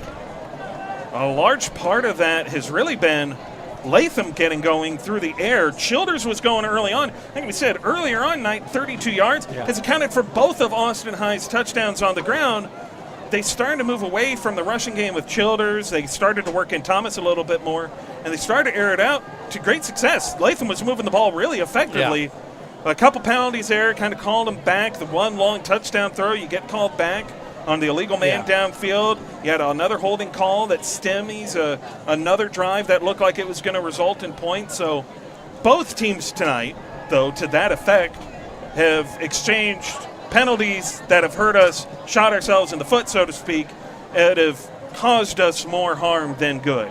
I do think Austin High probably feeling they left a little food on the table. Those last 2 drives, they were able to get it, and pretty much to about the 30 of Westwood, but just not able to come away with any points on those last 2 drives. Austin High will go down 7, 21-14, but they'll look to return and open up the second half of play. They will, as you said, Paul, get the ball to start the second half, and Austin High and the Maroons will try to then respond and score, try to tie this game up at 21. When we come back, we'll get you set up for what should be an exciting second half here from House Park. You're watching the Austin High YouTube live stream. Look, you've been with us this long. You know the drill. Like, subscribe. This helps us. This helps us keep these broadcasts going. We know you're fans of Austin High. We know you want us to stick around. At least I hope you do. So do us a favor. Keep your subscriptions on. Turn on that bell icon. Keep your notifications on, because we will be live again next week at Buda Johnson. We'll have more on that later tonight. Well, step aside. You're watching the Austin High YouTube live stream, part of the Vibe Live Network here from House Park.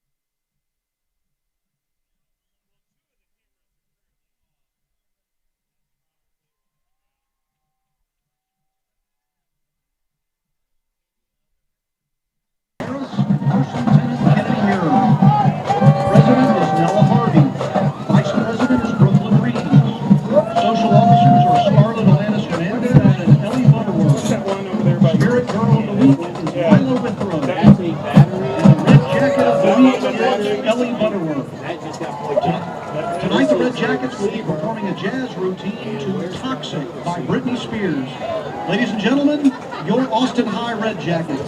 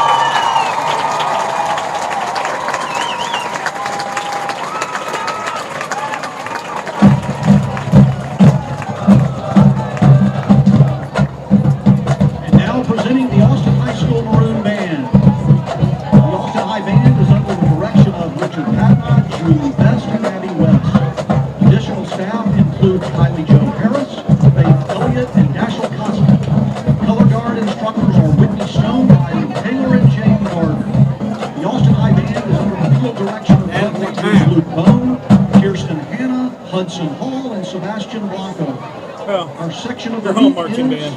Yeah, we'll allow one more time for them. Is Roger Newton Westwood. from the tuba section. Yeah, see you guys one time. You guys go away. Tonight we will perform the first two movements of our UIL show entitled Making Waves, featuring music by Bette, It's so crazy to think, though. I don't know how I feel about these Thursday night schedules. I'm sitting here feeling like, man, it's Friday. I'm done with work tomorrow. Wait a minute. No, I'm not. Well, on alto, Hudson Hall on You think I tenor, work and again tomorrow? Torres Here's on my Mary. philosophy as an old man. We would like to take a moment When I to wake wish up the on Westwood Thursday, band good it's luck pretty in much their the weekend. UIL season, and thank our sponsor, Healing Foundation's Physical Take Friday Therapy. off. Go golfing. Special shout out to Mr. Furman and his dad. Give yourself a few more years, you'll be like, you know what? Minivan I like Thursdays. being volunteered this year. Yeah, that weekend's Ladies right and here. gentlemen, Well, especially this time of year. It's Thursday night football. It might as well be the weekend. Yeah, man. I mean, you got Sunday night football, Monday night football. Hell, I got to get through. Hell, you have some Tuesday college games. Shoot, man, you just got to get through Wednesday. I mean, coming up, what is it? Starting October, there'll be a football game every night of the week. Because we'll have the MAC the middle of the week, Tuesday, Wednesday. Yep.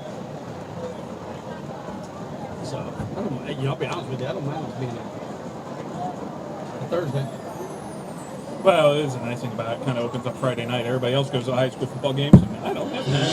You gotta open up. We get to, I can take my wife out or whatever. And Yep. of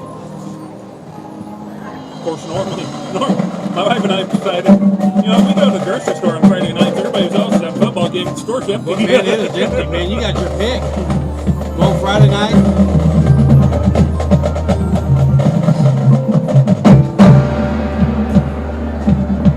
Thanks for the numbers, James. Thanks for the numbers. It is nice to have that. Very nice. I tried to do it when we did Taylor. I mean, it's so hard to keep track it of is, the math it and is everything hard, else and pay attention to what's going on. Yeah. And I just got to the point, I maybe keep track of the first few plays and I forgot to do it.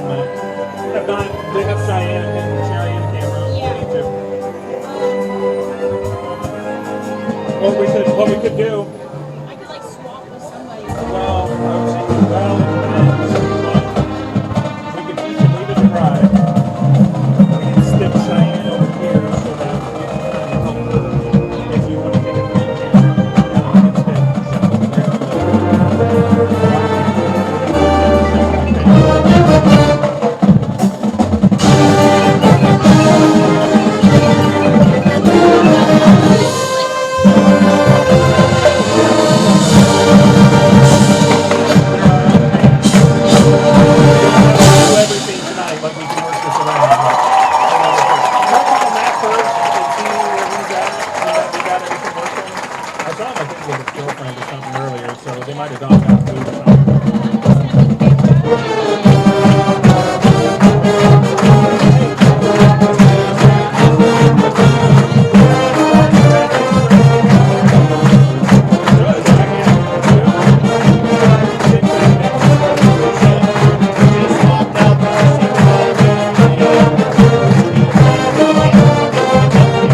Well, we've got all four now. One of being soon has got one to work.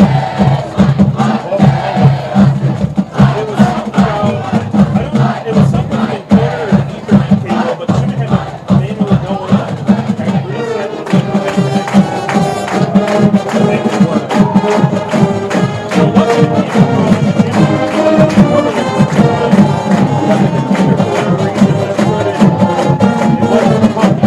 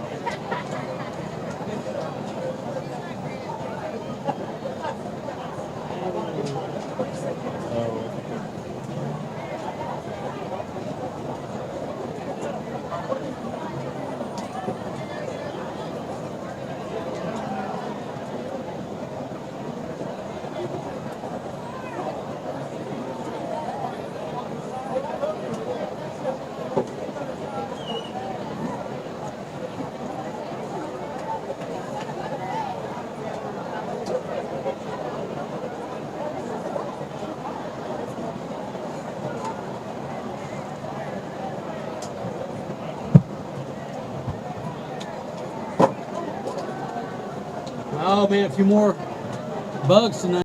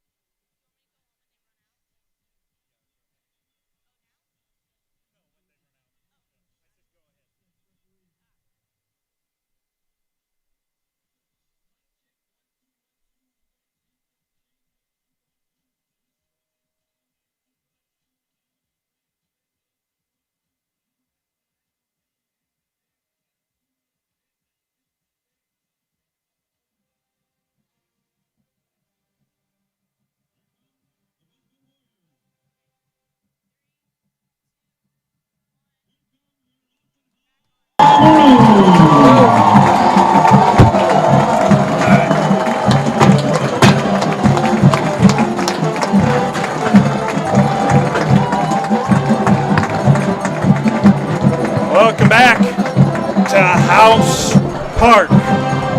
Tight ball game here. Austin High trailing by 7. David Roy, Paul Longoria here with you on the call as always.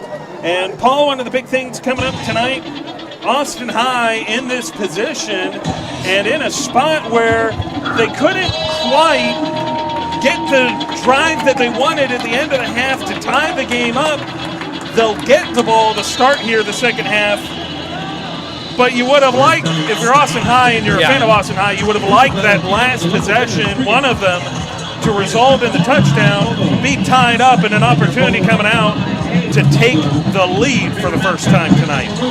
That certainly is true. I do think just the way the game has felt, I'd be honest with you, after that first 3 minutes of the game where the Maroons kind of got knocked to the canvas, I think they've kind of have seized control a little bit. Even on the drive that didn't score, they were able to move the ball down while they kind of snuffed out those last couple of drives by Westwood and got things a bit under control. So while the score doesn't necessarily reflect it, I do feel like Austin High comes into the second half with some momentum from the first half.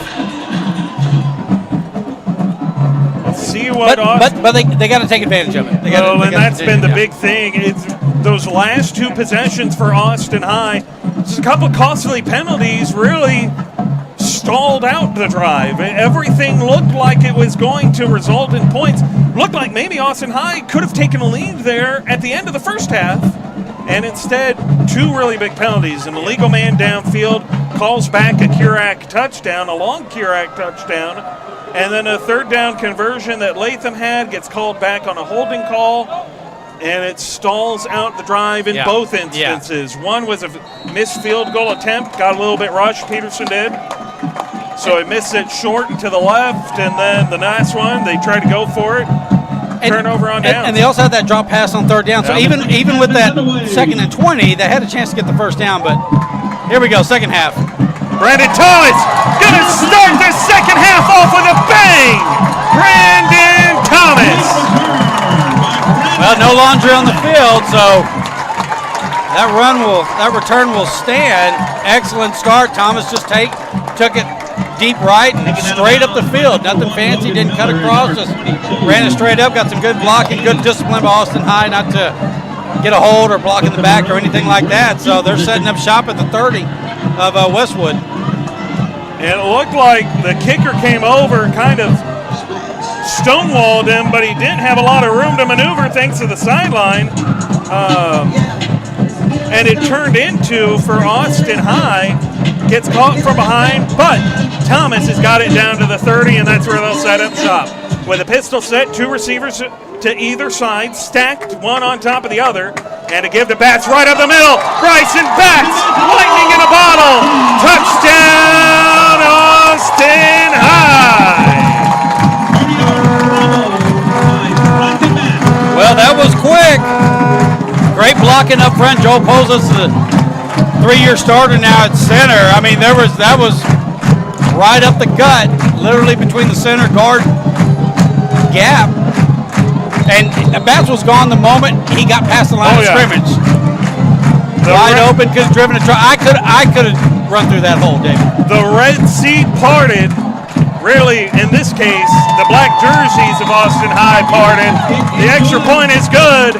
We got a tie ball game, 11:45. We'll give you the first half numbers real quick.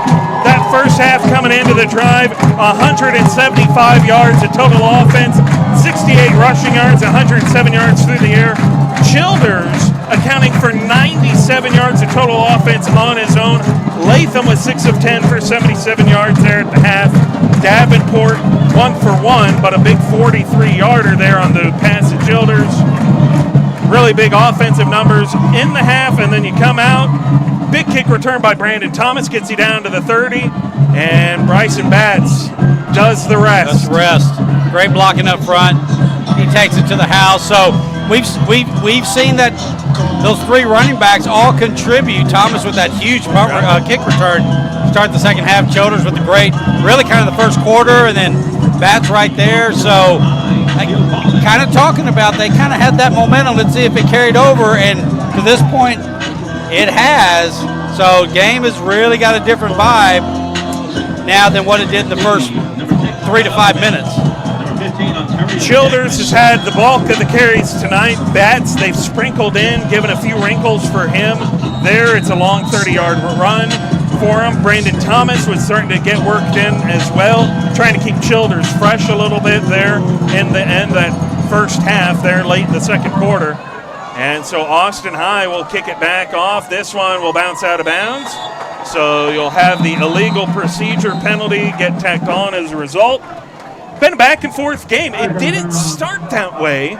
Westwood drove out in front, 2 big plays early, gets out in front 14, and they kept it that way for much of the game. And Austin High, we talked about it last week, Paul, that the seniority, 31 seniors out of a 57-man roster, they're not phased. They haven't been phased yet. They just keep chipping away. Yes, keep digging. yeah. Looks like Westwood's going to make them. They're going to decline the penalty, make them kick it off. Kick it. Well, they're gonna enforce. So what they're going to do? It looks like they're going to enforce it and make them kick it again, like you said. So instead of kicking off at the 40, you're going to back them up. It looks like, and make them have to try and kick it further. Westwood perhaps trying to set up something with the return. But getting back to that point about the seniors in that group, again, it's still early. A lot of ball left to be played on essentially the entire second half. But so far, it's been a testament. This has been a real gritty effort to come back from that early 2-touchdown deficit to square this thing up. And we'll see how they can finish the second half off. But really an outstanding effort to get back to this point. Teal Collins to kick this away from the 35. High kick end over end. Fielded at the 19. On the return, out across to the 34-yard line. Number 6, Scott Upperman on the return. And a flag thrown late. Number 4, John Hearn. There's some extracurricular activity, it would appear. I didn't think it, just on first glance, it didn't appear anything too bad, but somebody dropped a flag. They're discussing it. Coach Riley coming over, trying to figure out what it is. Looks like they're picking it up. There's no foul on the play. It's first down, Westwood. All right, so they do pick it up, they wave it off, and it's going to be 1st and 10 for Westwood from the 35. Well, one of the big stories for this Austin High defense last week is the amount of pressure they were able to get, and that resulted in several turnovers from New Braunfels Canyon.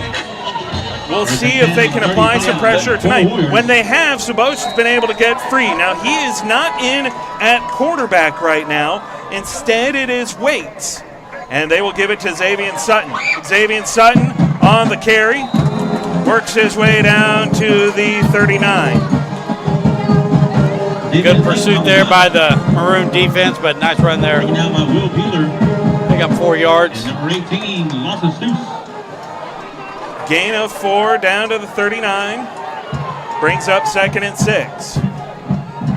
3 wide set, 2 receivers here to the left. Sutton off the left hip of Cooper Waits. Waits looking right, throwing the out route to Norrell. And Drew Norrell will convert. That's a first down for Westwood. Simple pitch and catch there. Just a little out route, just that first down marker. Nice throw, easy catch, step out of bounds, first down. Westwood. Taking their time with this. First half, it felt Westwood was a little bit more in a hurry-up mode. Now they're taking a little bit more time with Cooper Waits. And Norrell still looking to the sideline, and he is in the backfield, essentially. They're going to bring him in motion across the formation. Give on the counter, Xavier Sutton. Sutton works his way out to the 49. So far, nothing fancy from Westwood. A couple runs off tackle, little out route. been pretty vanilla play calling so far here in the second half. Yes. Michael Friday. 2nd and 6 for the Warriors. They'll come back in the gun, 3 wide. 2 receivers here to the left. Tight end set up in front of Sutton to the left as well. They're going to roll that way. Waits, pass on the run. It is caught. Renspeed will spin him out of bounds. And it's going to be right at the line to gain. They're going to give it to him for a first down. Number 7, Colton Pace. Taken out of bounds by number 24, Luke Renspeed. Boy, it's really felt like a tale of 2 different halves offensively for Westwood. First half, a lot of explosive plays, a lot of shots downfield, a lot of quarterback scrambles. So far here, second half, been a little bit of short and sweet. A little methodical, more methodical. Waits out of the gun, tying to the right, Sutton to the left. They're going to run the counter to that side. Sutton gets a crease off the edge, and Sutton will be forced out of bounds inside the 40. Let's see where they spot it officially. Going to be just shy of a first down. They got him right at the 36. So a yard shy to be exact. Picks up 9.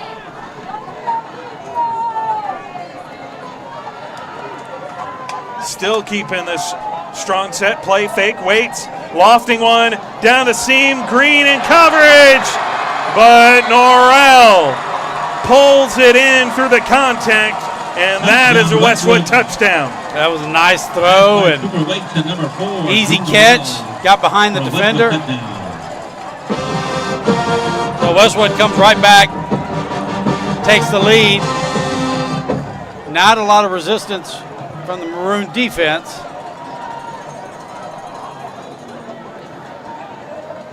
A lot of Drew Norrell on that drive for the Westwood Warriors, trying to get him involved. A lot of Sutton. Couple runs, couple counter runs with Xavier Sutton. Then you go back to the area, you look for Norrell. Then it's back to Sutton, back to Norrell, and finally they take that shot. So it was slow and methodical, and that appears to be what the build-up was for, was to suck up that secondary and take the shot over the top. Yeah, that's right, take a shot. They took a couple of short passes, kind of softened up the defense with the run, and then they threw it over the top. Got single coverage down the seam, and made it work. Great throw, great catch. Westwood stretches this back out to a 28-21 lead. 9:36 to go here in the third as the Maroons of Austin High get set for the kick return.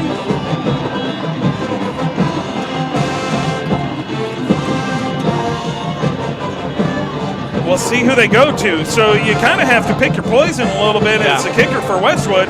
Do you kick it to Batts? Do you kick it to Thomas? Either one can punish you for it. If you kick it short, you've got Childers at the next level. We know what he can do. Yeah, so I do. Something tells me Westwood's going to keep this from going deep and kick it to one of the up men. Well, skip. Kick. They do kick it to Thomas. They're going to send it right back to him. Thomas secures the catch. Thomas picks his way across to the 38-39 yard line, and that's where John Latham and company will begin this drive. A little better coverage there by Westwood on that kick. Good high kick. Gave the team a chance to really pin in Thomas. Although he had a brief moment of daylight. I thought he might be able to sneak through there, but got tripped up. Nonetheless, it's a good starting position, field position at their own 38-yard line for the Maroons. Got to bounce back here. At this point, you're going to have to keep up, and they've worked so hard to get the game tied up. Lost the lead, now fallen back to a 7-point deficit. Well, they bring out a gadget package, so you had both H-backs, Rex Collins and Bryson Batts in the backfield. They give it to Batts, and he'll pick up about 3. So a little bit of a different look. Childers and Thomas run with a little bit more power. Yes. But you've got Collins and Batts who are maybe a little bit more explosive. Of course, Childers, Thomas, both explosive in their own right, but they're built a little bit bigger as backs who run them between the tackles. Batts and Collins who maybe try to get off the edge. They'll go right back to Batts. Batts cuts it, looking slick. Bryson Batts. Wow, he just Nice run there. Picked up like about 10 yards. He made that first guy miss. He had a defender coming in from Westwood. He just simply sidestepped him and turned on the Jets. Got him seeing ghosts out there. One moment you see him, Bats looking like a magician. First you see me, now you don't. Pretty simple. One cut. They'll go right back to the hot hand. Bats with a spin. Bats turns the corner, turns on the Jets, and he'll run out of bounds of his own accord. But he's got a first down and a lot more down inside the 20. Well, he dug into his bag of tricks. That was a spin move. And once he got to that second level, turned what probably was a 5-yard gain and around 20. They come out, they'll say he stepped down at the 23-yard line, so not quite inside the red zone. Childers will come back out into the field. They're going to swing him out to the left. Childers on the run, and Reed Childers with a head of steam does bring it inside the red zone down to the 18. Reed Childers taken out of bounds by Josiah Kent. Simple play, well designed. Looks like a Westwood player shaking up on the sidelines. On the hit there on the sideline there. I think that was the, I want to say that was result of a block. Preston Perkins driving his man out. Nothing flagrant or dirty, just a good hard block and a much bigger person over a smaller person. But well-designed little pass to Childers. Got a nice block on the outside. Looked like that was by Martinez. Pick up 6 yards on it. So Austin High, they kind of have a little meet and greet as a result of it. But, yeah, it looked like it got maybe shaken up, twisted up on the drive down the sideline there from Childers. So they'll come back out. Childers off the right hit of Latham. 2 receivers at either side. A stack set, low snap. Latham has to eat it. Latham trying to turn the corner. And the senior will run out of bounds at the 21. It's going to be a loss of 2, and that'll bring up a third down. First, I think that was the first bad snap. Came at an inopportune time, cost him about 4 yards on it. So going to bring up a third, and what are we calling it? About 9. Childers comes off. They'll run their H-back set back out there. So Collins, Bats, the 2 backs out there. Of course, on the receiver side of things, you've got Kurak, Martinez, and it looks like Hoopman out there. And Coach Riley going to take out a timeout. That play clock was winding down. It got to 5 seconds, and they still had not gotten set up. So Austin High will take their first time out of the half. Westwood leading 28-21, 8:01 to play.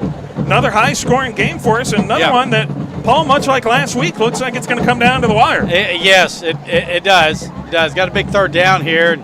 Coach Riley didn't look real pleased having to burn that timeout. Perhaps thinking the offense took a little bit of too much time to get that play called in and get set up. But, you got to burn that timeout there. You don't want to go from 3rd and 9 to 3rd and 14 due to a delay.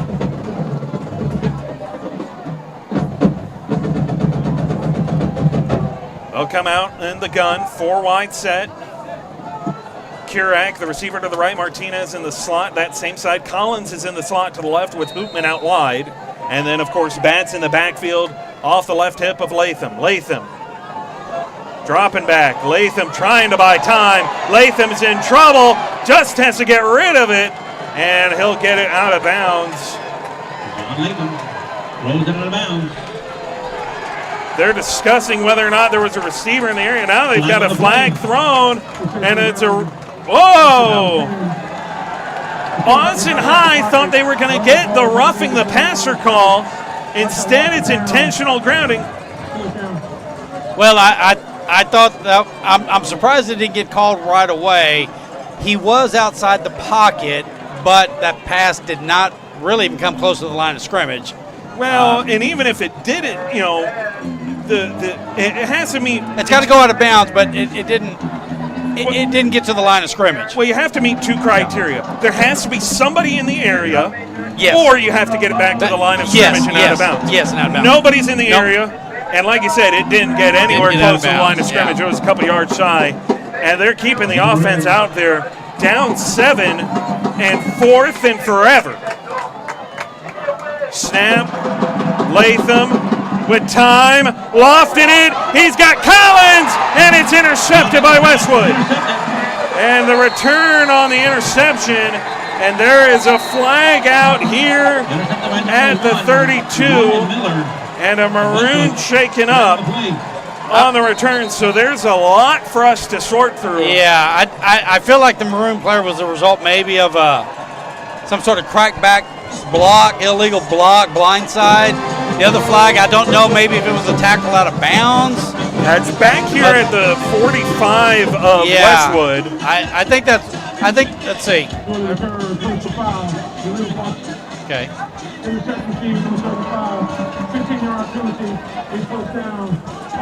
Okay, so the flag was for both. Okay. Or both flags were for the same penalty. So there's a little confusion. They said first down Austin. Austin's offense starts coming out. I think they meant to say first down Westwood because it came after the interception.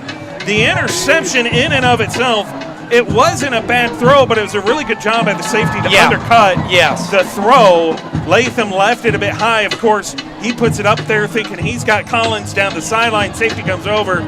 For all intents and purposes, it's 4th and forever. It's basically a punt. It's a punt. I mean, you take a shot. It was a well-thrown ball from Latham, but obviously Westwood was very much playing deep. Safety did a very nice job of simply coming over and undercutting it. And while he did make a nice return, the personal foul penalty puts him back at their own 20.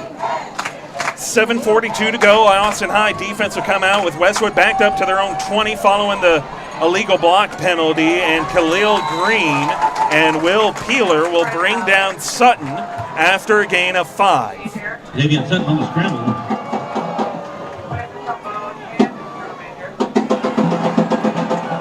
Taken out by Will Peeler.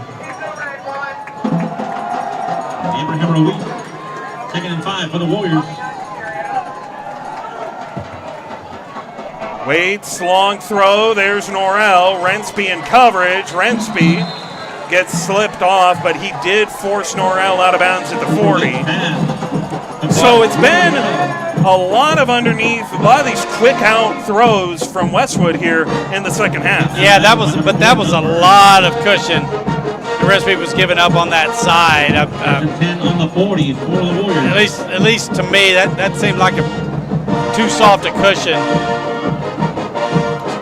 Playing about 7 off here again. They're going to give it to Sutton to the inside, and Lawson Stoos will wrap him up. Burns in there on the tackle as well. Up to the line by number 18, Lawson Stoos. So John Burns, Lawson Stoos wrap him up, drive him backwards, but is going to pick up 3 on the forward progress.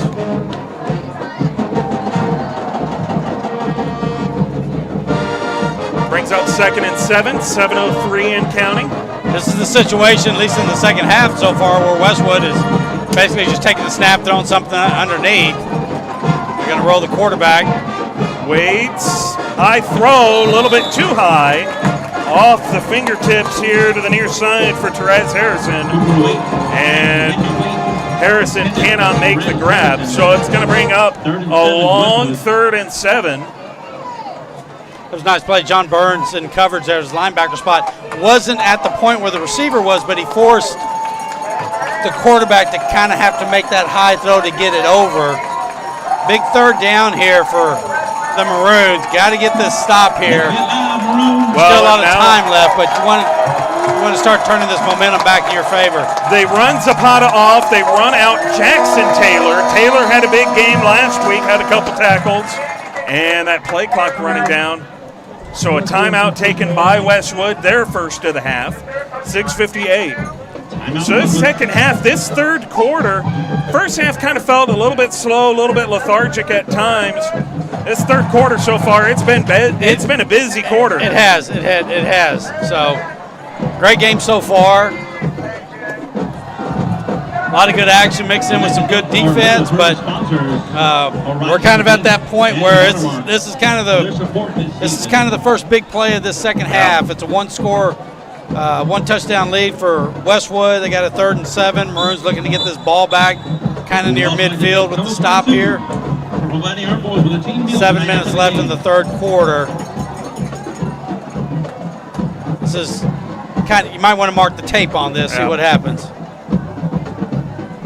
So previously they had run out Jackson Taylor and run off Zapata. Now they run out Andrew Nelson and Michael Friday to go with Stoos, and it's a 3-down line set. They're bringing the house, though. And Stoos bats it down at the line. Nice call there by the defense. They brought the house at the 3-down lineman. They were creeping in, 3 linebackers or 2 linebackers at a safety. They brought 6, got right in the quarterback's face. Stoos with the big batted down pass. Well, and it looked like, to your point, they brought that house, but they overload this near side, the bottom of your screen for those of you at home. They overload that side of the line. It allows Stoos to come free. Yeah. And just right at the point of attack, Wade's looked like he wanted to get rid of it.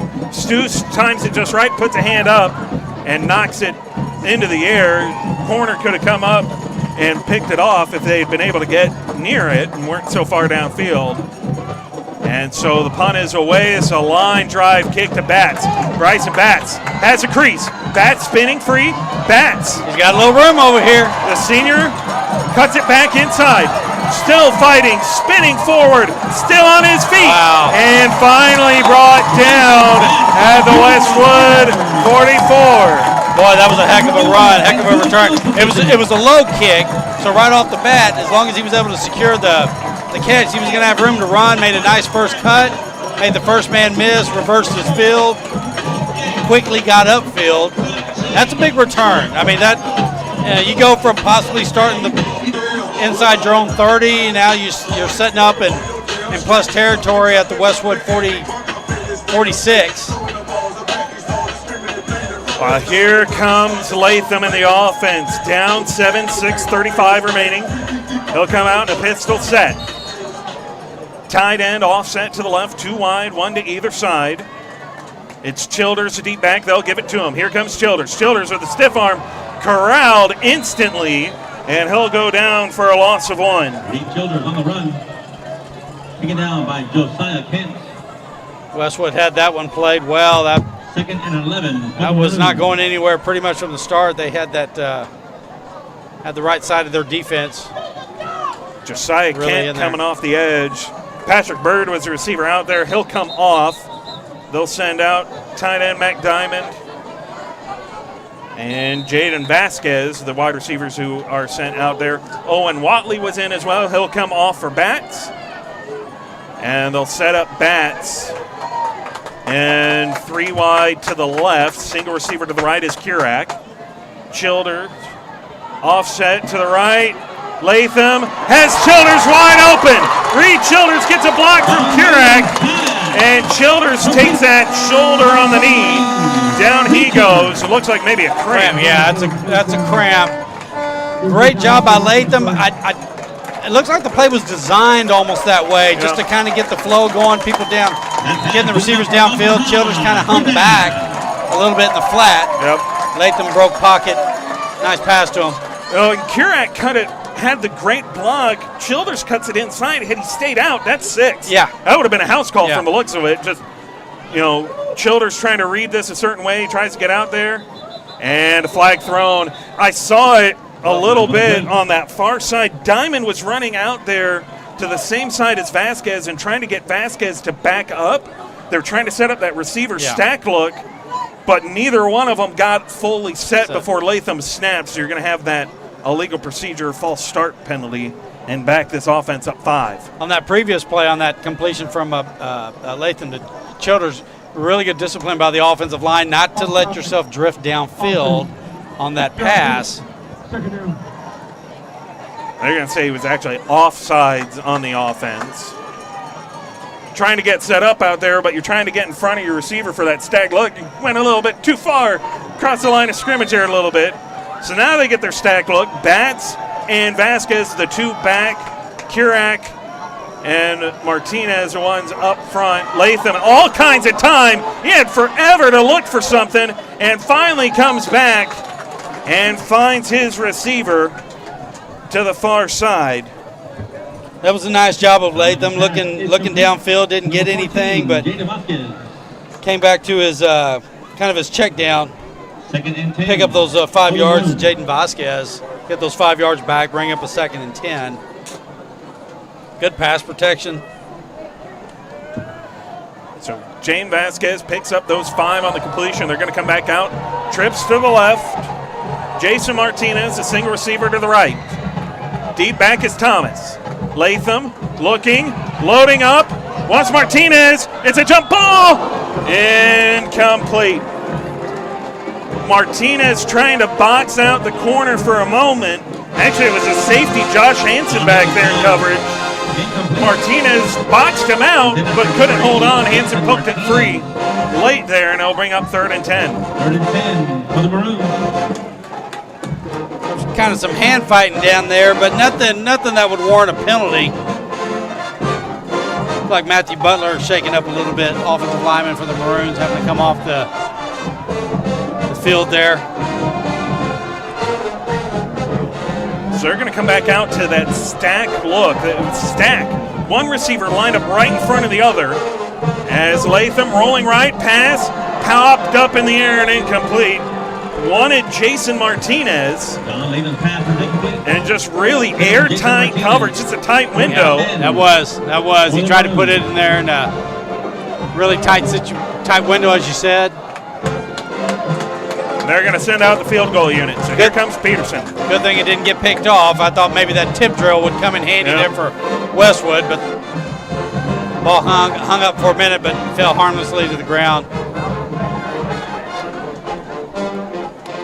So they get to spot it here at the left hash for James Peterson. This is well within his range. If they can just kind of hold the line, this is well within his range. This will be a 39-yard field goal attempt. From the left hash, snap, hold, Peterson, kick is up, pulling, no good. Looked like it was pulling just a little bit to the left. I don't know if it quite came up short. It looked like from my angle that it had the distance. Yeah, but just maybe peeled a little bit too far to the left. Hard to tell. Well, that's 3 drives now. Austin's Maroons have been able to get it inside the 30, 25 area of Westwood into the field, but unable to convert. So they still find themselves down a touchdown. Look, we got a lot of cameras around, but we do not have a camera sitting on the crossbar just yet. We don't have the one on the zip line sitting over the field for you. We get a lot of camera angles, but that's one I can't have for you to tell you, oh yeah, it was either short or it was a little bit too wide. We made a lot of progress. That one we don't have yet. Maybe someday. Until then, we're pretty proud of what we've got, and I think Austin High, you should as well. Our high school crew out here has done phenomenal. 2 weeks in, feels like we're in mid-season form as a handoff here for Sutton. It's going to pick up about a yard. So 4:14 to go here in the third quarter. Westwood still nursing that 7-point lead, 28-21. Stopped by Michael Friday. 2nd and 10 for the Warriors.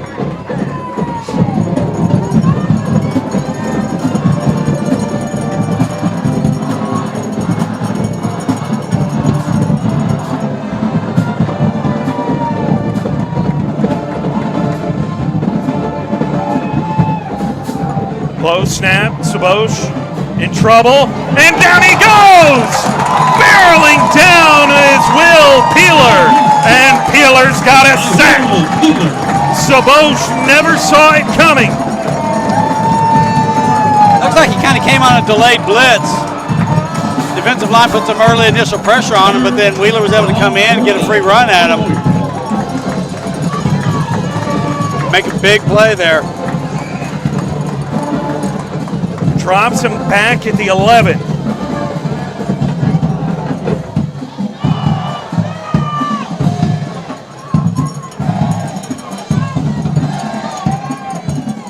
3rd and 20. Handoff here. Sutton gets his legs taken out as he crosses to the 17-yard line. And so Austin High will force a long 4th down. Westwood will send out their punt unit. Another good stop there by the Maroons. Get this ball back. They're just kind of chipping away. They just got to get that offense to get this thing tied back up. They should be able to get outstanding field position. Bats only back to the Maroon 45. Reminder coming up next week, Austin High a week from today will be at Buda Johnson. Kickoff for that, 7:30. As it was originally scheduled to be for tonight. Rain delay kicked it out to 8. The ball is put out of bounds. Pregame will be at 7 as usual. Assuming there's no more inclement weather to delay us a bit. Well, ball went out of bounds at the 42 of Westwood, so Austin High's setting up shop again in positive territory. Got to get something. Got to get something on this drive. 3rd quarter, about 2 minutes left. Really want to try to get into that Q4 at a tie. 2:07 remaining. They're going to come out pistol full house. 3 backs in the backfield. Snap, give, Bats, the senior. Slips free of 2. Cuts it back. Bats trying to reverse field. Here comes the senior. He's got room. Turning in the corner. Bryson Bats forced out of bounds, and it's a 1st down. And no flags on the field for it. He had some nice blocking on the right side, and then he was going to cut it up. He had one defender there, and then he went ahead and reversed his field. Good discipline by the offensive line of Austin High again, not to get caught with those illegal blocks, those blindside blocks. One of the linemen just kind of got in the way and sprung him as he reversed his field to the left. So great 1st down run there by Bats. Childers and Bats come off. Thomas and Collins come in for him. And they're going to go right back to Brandon Thomas. Thomas slips 1. Thomas slips 2. Thomas powering his way down inside the 10. They'll stop him at the 5. That run's good enough for that Maroon. Nice run there by Thomas, just straight up the field between the center and the guard. 1:35 and counting to go here in the 3rd. 21-28, Westwood leading. Thomas still the single back in the backfield. Receivers in a bit tighter. Snap, give, Thomas. Thomas cuts it inside. Thomas powering forward. Austin High scissor in. And they're going to mark him short. They're coming in saying he's just a yard shy. Wow, he got that one. Looks like inside the 1. Brandon Thomas, stop on the 1. In comes Watley and Childers. Off comes Martinez. They will bring in an extra lineman.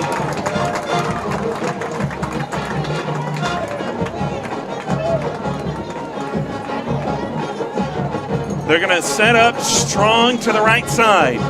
Thomas and Watley as dual fullbacks, really. And they give to Childers. Childers lost it. Childers falls on top of it, though.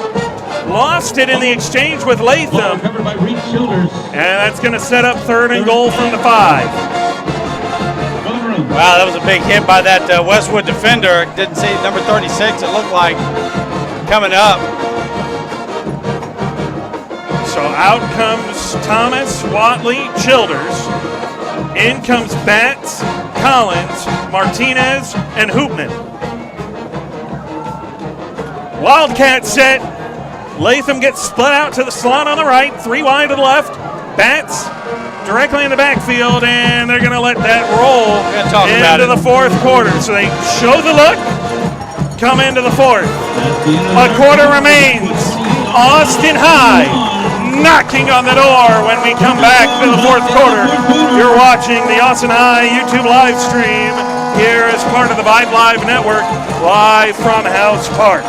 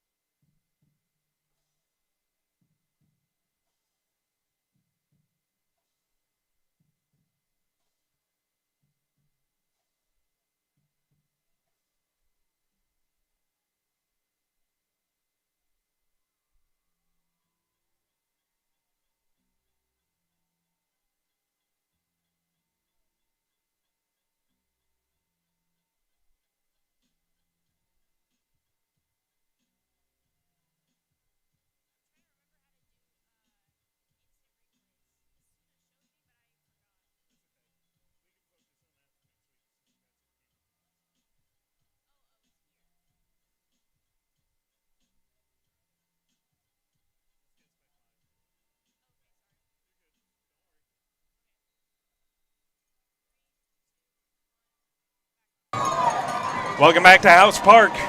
Big third down. Latham keeping. Flag is thrown. Latham goes down at the 6. Looks like we're going to get a hold. Flag on the play. It'll be interesting what Westwood does here. That's going to bring up, well, it looks like he lost there. That's going to bring up 4th and 6. If they take the penalty, it'll bring up third and goal from about the 15. Through 3 quarters of play, as a team, Austin High has picked up 174 yards on the ground. Holding. Offense number 6. Decline. 4th down. Okay, so they declined it. So it's going to be 4th and 6. 174 on the ground, 156 through the air. John Latham tonight, 10 of 17, 113 yards, the 1 pick, and yet to throw a touchdown. All been on the ground. Batts has the 1, Childers has the other 2. And Latham looking to the sideline for the call. Collins in at receiver. Hoopman down here, single receiver to left, Kirak to the right. With Collins, tight end to the left is Nelson Wright. Batts in the backfield to the left of Latham. They're going to bring Hoopman in. Latham to throw. 4th and goal, Latham dancing. Latham directing traffic. It's off the turf, incomplete. Turnover on downs. Well, he was looking for Batts, and he threw it low, perhaps to avoid a defender. I thought Batts was a little bit more open, but it wasn't a great throw, and it falls incomplete. And boy, that's a frustrating sequence right there. You get that first down play inside the 1, 1st and 10, and then you lose 4 on the rush, and then don't do anything with it 2 plays later. 28-21 Westwood lead, 11:30 to go here in the 4th. Austin High, one of several teams this season, early here, looking to go to 2-0 coming out of the district. We'll pull up that graphic in a moment here. As the defense getting set up here, that's going to be a first down snap. 1st and 10. Sabosh going to call his receiver in motion from left to right. Quarterback keeper, design, quarterback run. John Burns cannot force him out of bounds. Blake Bridges will undercut him. You know, Austin High got the win last week, but so did most of the district. Yeah. Only 2 teams lost last week district-wise. Aikens being one of them, and Dripping Springs fell short to Vandergrift. Everybody else had a win. W. So everybody's looking to go 2-0 this week. Some of them obviously tonight, some are tomorrow. Austin High trying to keep themselves in position going to district play with an unblemished record.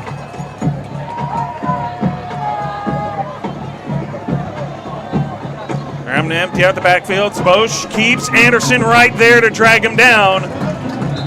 Drew Anderson. Really good contained set from his linebacker spot. Kind of get the vibe. Well, he's going to have to come off the field right now because he lost his helmet, but Westwood looked pretty content to just keep the ball in Sabos's hands for a little bit, but he's got to come off the field on that play. Although I think the coach is wondering why, that he perhaps is arguing that his helmet got pulled off, but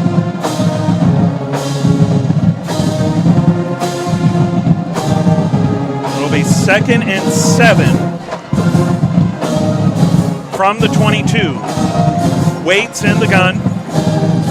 Snap, give, Norrell on a little jet sweep, and that'll go down for a loss. Michael Friday in the backfield.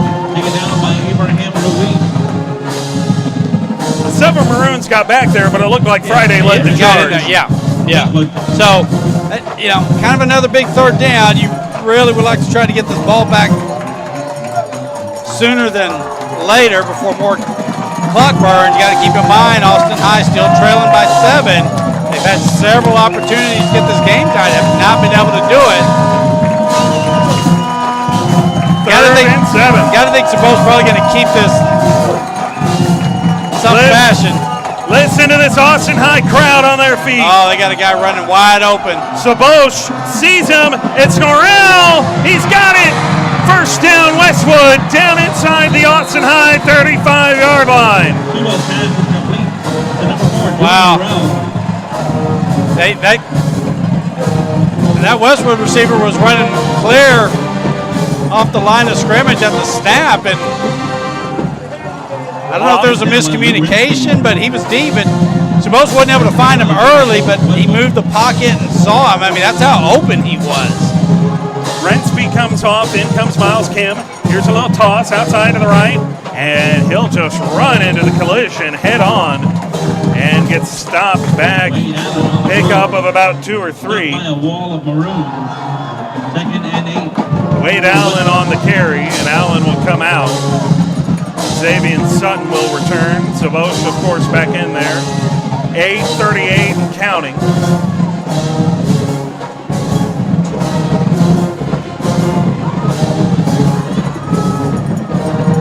Bring a receiver in motion. There's some confusion. Now he's come back, set up. So they're all in kind of tight. Oh, I was going to say, that's got to be a procedure call. The receiver never got reset. That's going to drop him back 5 yards. Westwood had a lot of moving parts on that play, and that receiver came in motion, set up on the right side, but he had to get back off the line of scrimmage, and in the process of doing it, the ball got snapped.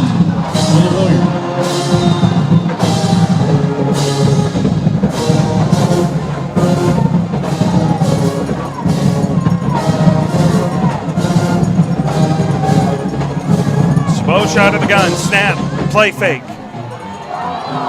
Lofting this one, nearly intercepted.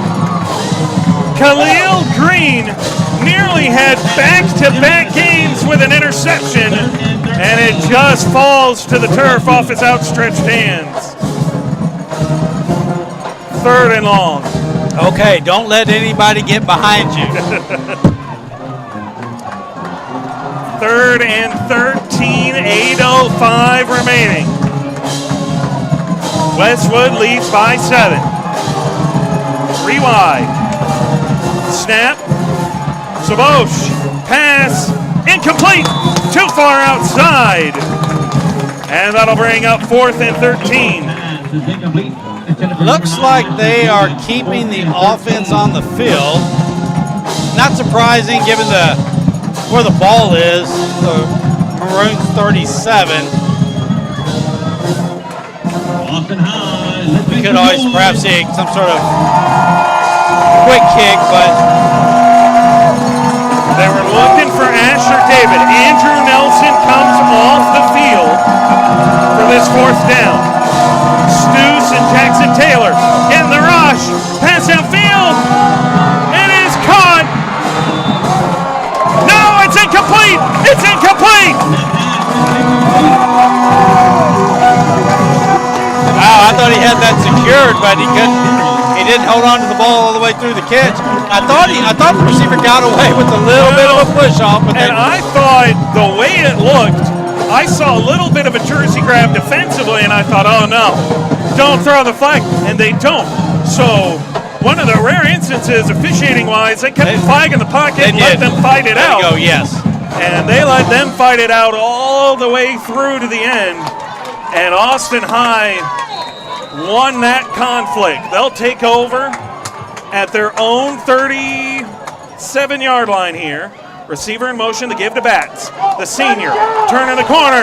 The senior hitting the crease. Senior, Bryson Batts down the sideline, cutting it back. Batts with a stiff arm, still on his feet. Touchdown, Austin High!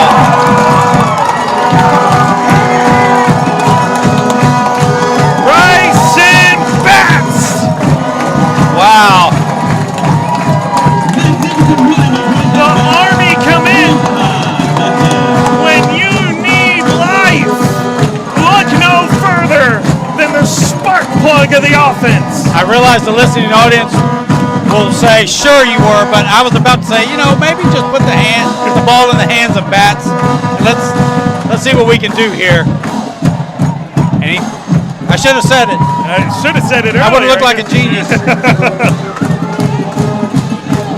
So Batts, 1 carry, flips this game on its head. Kick is up, it is good. We talk all the time in this sport especially that in a game of momentum it's a swing. It's like a pendulum. It's always swinging back and forth. And for the longest time it felt like that pendulum we call momentum has been swinging in the favor of Westwood. And then all it takes, Bryson Batts, one play, 70-plus yards, and that pendulum has swung back to the Austin High side. Well, we got to give credit. That was a well-designed play. They had Martinez split out to the left. They brought him in motion, and he delivered a kind of a crack block on the end or seal, whatever you want to call it. Gave Batts that initial room around, and then he took the reps. Once he got in that second level, he just kind of started dipping his shoulder in and out, got to the sideline. I mean, it was a fabulous run, but it started right there at the line of scrimmage with a great block to seal the edge by Martinez. Give you your updated numbers right now offensively. That run, Batts now 193 total yards of offense for him. He's got now 2 rushing touchdowns here this evening. Offensively, 375 yards of total offense. Of those, 232 have come on the ground. This Austin High crowd has been fantastic tonight here at House Park. Kick is away, and that'll go out of bounds from Teal Collins. So the illegal procedure penalty, 7:40 to go here in the fourth. Tied ball game again, 1st and 10 from the 30 for Westwood. Let's give some credit to this Maroon defense really in the second half. Outside of that one drive they did give up, they've made multiple stops. They've given their offense chances time and time again to get this thing back tied, and they finally gave them another chance, and the offense took advantage of it. So here we are, 28-28, 7:40 left to go in the fourth quarter. Just a really overall, it's been a really good game from the Maroon defense after that initial first 2 touchdowns by Westwood early. Let's see if they've got another stop in them. Give the offense a chance to take this lead. Well, we talk about it a lot. The seniority of this team as the defense steps up there with Sutton. Will Peeler gets into the backfield for the tackle. Davion Sutton on the run. We talk about a lot with this defense and this team. All that seniority and all that experience, nothing phases them. We get rocked. We get set back on our heels, and we just come roaring back. Yes. And, we talked to Coach Riley last week that this is the first time that the entire roster knows who he is. They know the message that he has been preaching. And tonight and last week, the entire message from Coach Riley was trust the process. Yes. And so far, it's been just keep chipping away, just keep grinding. Let's keep playing our game, and let's see where things are in the fourth. Right now, inside 7 minutes, a timeout gets burned by Westwood, so it leaves them with 1 left. But trust the process. Let's keep doing our game, and it's got you tied at 28. It does. I mean, they've had to overcome adversity many times in this game from the jump, and they've been able to kind of keep chopping wood and just kind of get yourself back in the game. And now they've tied it again for the second time, and credit to that defense, just giving the offense opportunities. Let's see if they can give them another one right here. They start off well with giving up just a 1-yard run there, bringing up a 2nd and 9.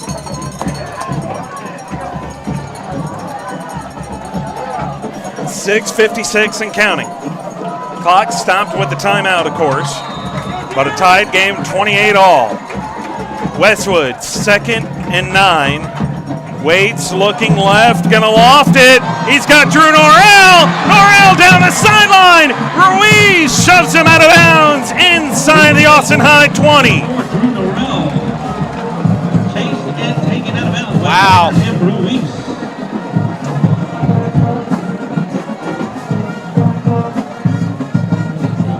You got to keep those guys in front of you.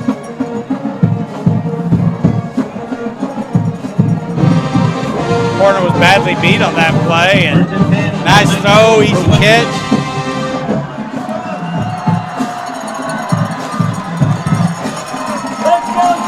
Got it spotted at about the 19.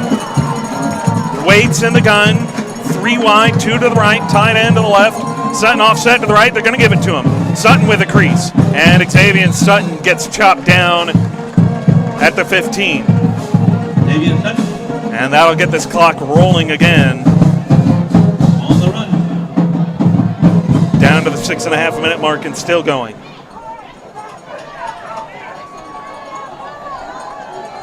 Second and 6 for Westwood.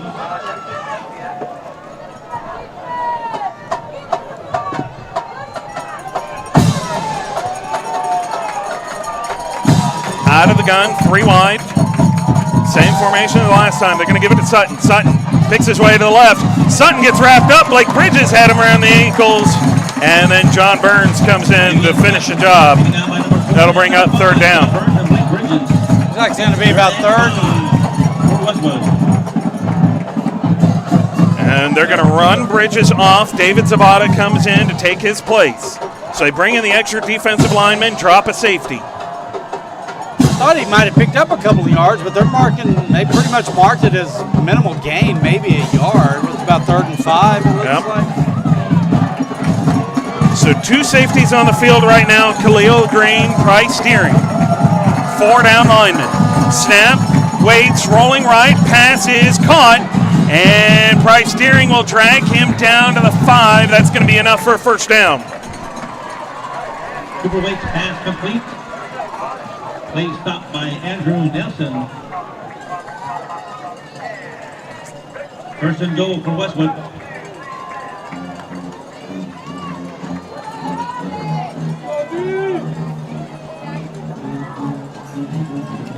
Inside 5 minutes to play.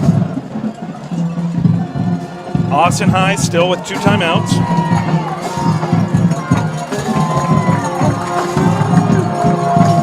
Snap, give, Sutton. Sutton picks his way across. Touchdown, Westwood.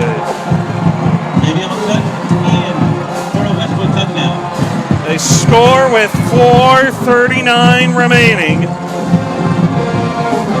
to take their lead back.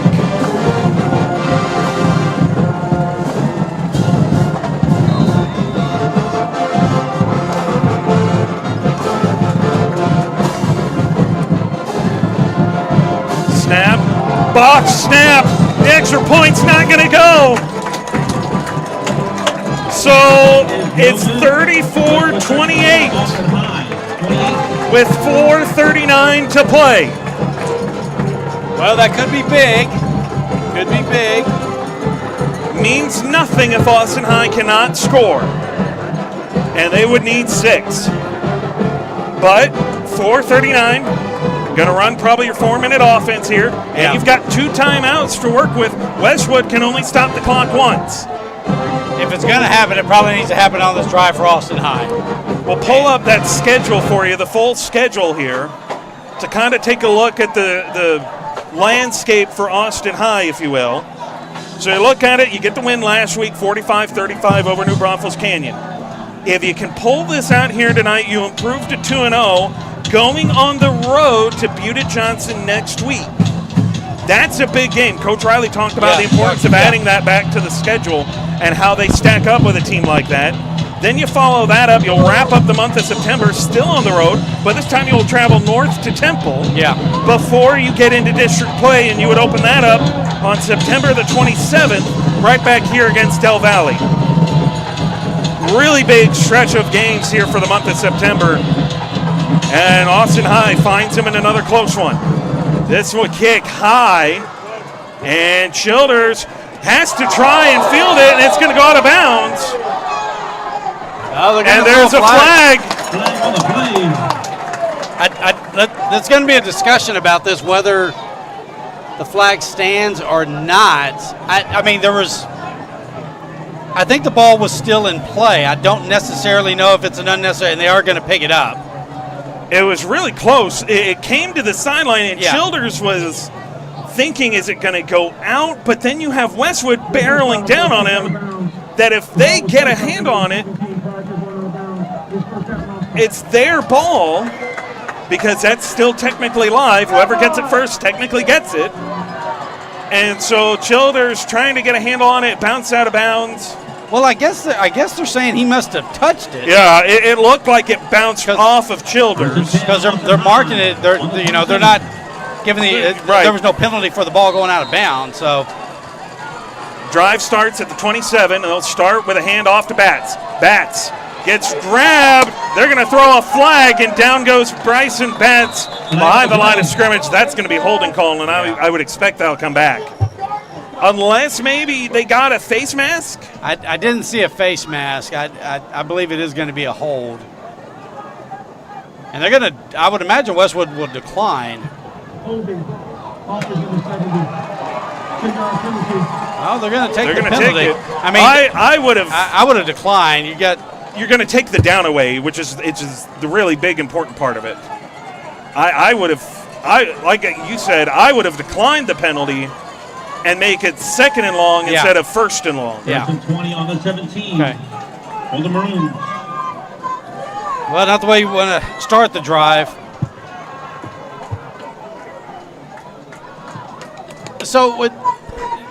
And now there's some discussion about the ball spot and what they want. Are they going to turn around and decline? Yeah, they are going to mark. No, they are going to step it off.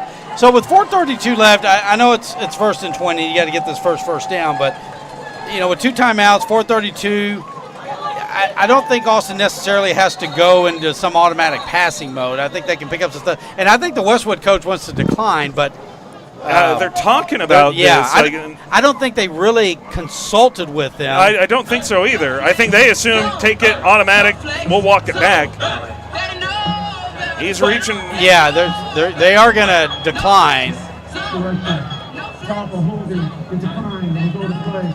It was about a 3-yard loss. So what the methodology behind it, do you want the yards and still get first down, or do you take the result and take away a down essentially? Yeah. Smart decision is let's take away the down, and you only have now 3 downs to pick up 13, and they give it to the senior in Batts. He'll pick up what he lost and maybe an extra yard for it. It'll be a gain of 4. It's going to be 3rd and 9. Yeah. Right now, we're ticking it down. It's about the 4-minute mark. Austin High still trailing 34-28 now. 2 timeouts for the Maroons. Only 1 timeout for Westwood. Latham out of the gun, trips to the far side, top of your screen. Latham looks left. Latham in trouble. Latham just going to launch this. Incomplete. Was looking for Donovan Kurak as his safety valve. There is a flag back here. I'm wondering if that's going to be a legal man downfield, or maybe in the it's in the secondary. It's awfully far downfield for there to be an illegal man downfield. Like we're talking at the 36 with a penalty flag. Yeah, they did get him on that. The play looked a bit discombobulated from the start. It was well defended by Westwood. Looked like Austin was trying to look to come to the left, and play got covered. It didn't have a smooth look about it. It looked like the intent was a screen to Batts. Yeah. That, like you said, gets taken away. Latham, because it's a screen, you don't really have anywhere else to go. And so he's just kind of scrambling around trying to make something happen, tries to find Kurak. And again, you run into the problem because it's a screen, your offensive line's moving upfield. Yeah, they're already moving down. Yeah, they're moving upfield. Big 4th down, inside 4 minutes. Latham rolling right. Latham with time, launching it. Downfield has Collins. It's incomplete. Off the back of the defender. It was underthrown. Intended for Rick Collins. And that should be a turnover on downs.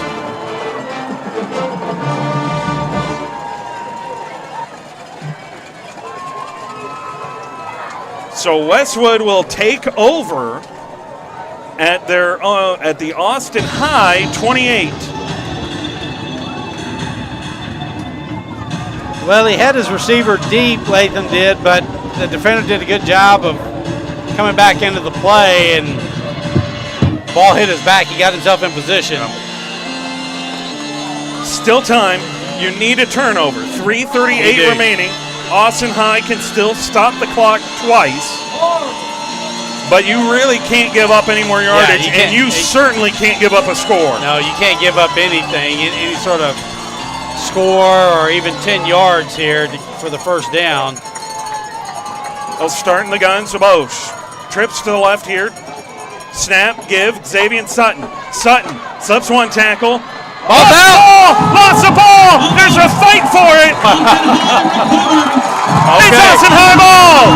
It's Austin High ball! Drew Anderson comes up with a recovery. I couldn't see who made the hit. It was in a pretty wide open space. Ball got popped out. It looked like somebody reached in from behind, pokes that ball out. Anderson recovers.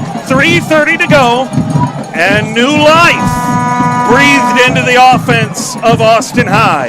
You're like a magician. You said we need a turnover. There it is, right there. Presto. Kind of like what you should have said about bats earlier. That's right, I should have. Shut up. Well, Austin High's going to take over. They're going to start at their own 17. Look, folks, I know the NFL kicks off tonight, and I know everybody's excited to watch the Chiefs and the Ravens, but this game, I'll be honest with you, it's a lot of a better one. Been a heck of a game. Pistol set, Collins coming in motion. They're going to give it to Batts, the senior. Picks his way forward, bounces it outside. Batts with a stiff arm. Good. He's out of bounds across the 30. That'll stop the clock.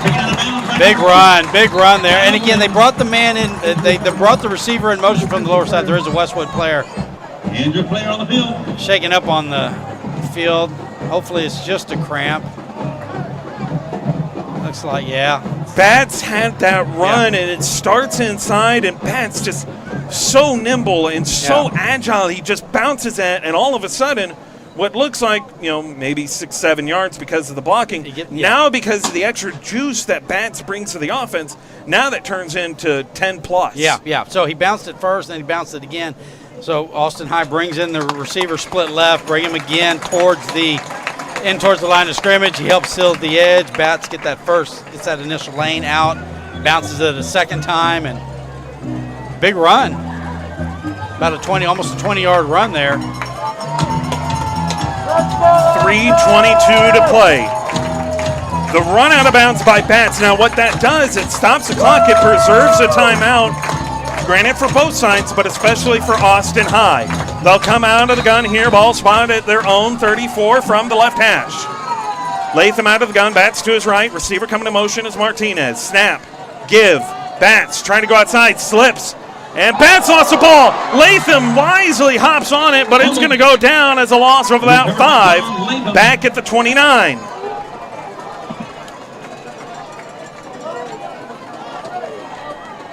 Well, that would have been a disaster, but as it is, it's just a 5-yard loss. Prior to that point, 250 rushing yards as an offense. Clock running. Inside of 3 minutes now. Here's Latham out of gun, 4 wide. Batts to his right. Here's Latham. Looking. Comeback route nearly intercepted. Dangerous throw. Dominic's pass is incomplete. Really good job by Scott Uffelman. Coming up, jumps a route. Broken up by number 6, Scott Uffelman. Was looking for Hoopman, but Uffelman comes up and attacks. Just a simple zone coverage, watching it.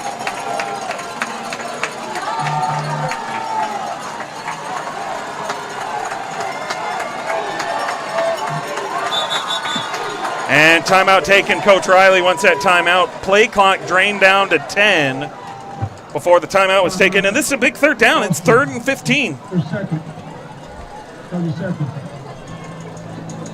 Timeout also high. 2 downs to get 15 yards.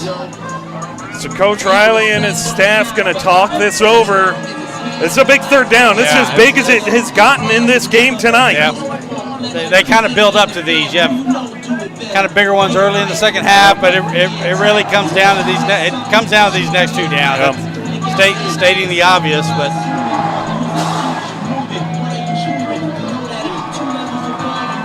see what the Maroons can dial up, give themselves the best chance.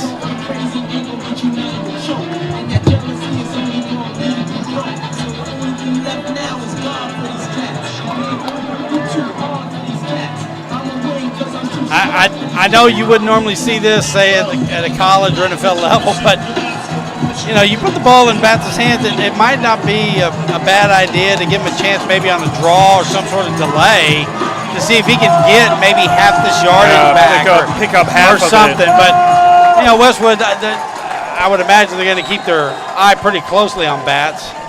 Stack set, 2 wide to either side. Here's Latham. They're going to set up the screen for him. Here's Batts, and as soon as he turns around, he's in trouble, and they're going to drop him. It's going to be lost. Wow, that's a flag there. That's going to be a flag. It looks like that defender came. Now, I don't know if Batts was down, but the way the defender came in, it looked like it may have been a helmet-to-helmet, and that flag came out immediately. So and that looks like it's going to be a first down, yes. Already pointing. And they're marching this off. So once again, Austin High gets bailed out by a Westwood penalty. It's been about the 3rd or 4th time tonight that's happened. Yeah. So if I'm Austin High, maybe don't start counting your blessings or anything. But that's true. But I think like the other ones, that was a legit call. Right. I mean, you could see it in real time. Batts was already low. The defender came in low, and it looked pretty clear there was helmet to helmet. 4 wide here, trips to the far side. Pistol set with Batts as the deep back. Both Austin High and Westwood can only stop the clock once. You gotta wait for the chain gang to reset.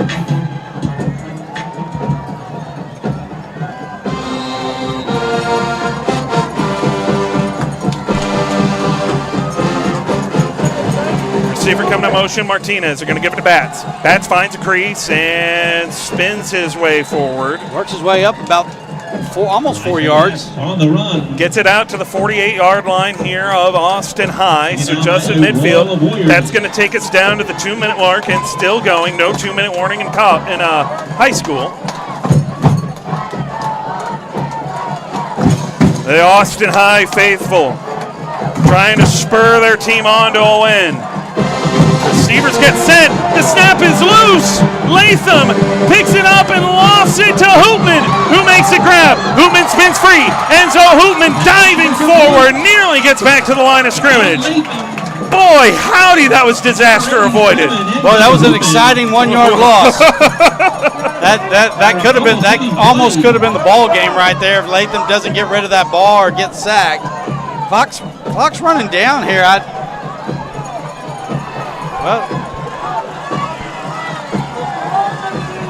Coach Riley holding on to that timeout. He don't want to burn it. It's a big 3rd down. 3rd and about 7. Out of the gun, trips right. Latham looking, sets up a screen for Kirak. Kirak gets loose. Here goes Donovan Kirak. Kirak has got some blocking. There goes Kirak. Kirak, touchdown, Austin High. No yellow flags on the field. Oh my. The wide receiver screen gets set up, and Donovan Kirak, patient, takes his time and runs it the distance. And Austin High, an extra point away from the lead. Here comes James Peterson, maybe the biggest kick of his life. Keep it simple. Snap, hold, kick, good! Austin High is out in front. Wow, you can see that play developing even before the pass got released. Like, okay, he's got some room to at least get the first down. Great catch, great throw, great catch. He got to that second level, and then he just kind of wiggled his way from the right, made it all the way to the left side of the field, and then got into the end zone. Wow. And again, going back to that botched snap on that PAT for Westwood, and that's the difference. If you've got to take your first lead of the game, you might as well do it with 50 seconds left. And that's exactly when it comes. Austin High, the touchdown by Donovan Kirak, takes it the distance, 50-plus yards on the screen. puts the extra point in. James Peterson is the one that gives you the lead. Kirak tied it. Peterson gives you the lead on the extra point, but it's a 1-point lead. 50 seconds remain. Everybody come back down a little bit. You know, and Austin High has struggled with their kicks, so it's not as if they've been able to pin Westwood deep. They've kicked a lot of balls out of bounds, given Westwood a really good starting field position, and Westwood only needs a field goal. Now, granted, I don't know how strong their kicking game they've got, but just keep that in the back of your mind. A field goal will do it. 50 seconds remain. Both Westwood and Austin High have a timeout. This Austin High faithful is on their feet. If you cannot get excited for this, I recommend you call somebody. You need your pulse checked. Kick is up. It's a high kick from Teal Collins, end over end. This will be fielded inside the 25-yard line, brought down at the 34. That'll take away 4 seconds. 46 now remain. Okay, so they got the ball at the 35. You got to figure they probably got to go, I'd say at least 45 yards to get in good field goal range. That would make it field goal inside of 40 yards. I'd say that's a pretty good margin right there. Now the Maroons have had a propensity sometimes to let receivers get behind them. It looks like they're gonna keep guys deep. But you can't just give up 15, 20 yards in these first 2 plays. They have Waits in at quarterback. They're going to snap it to him, rolling left. Pass, lofted, double coverage, incomplete. Too far out in front. That takes away 4 more seconds. Really good coverage there. They had the receiver well bracketed in double coverage. They had the short guy taken care of. Excellent coverage there. 42 seconds remain. Now the incompletion stops the clock. Westwood does have the 1 timeout left.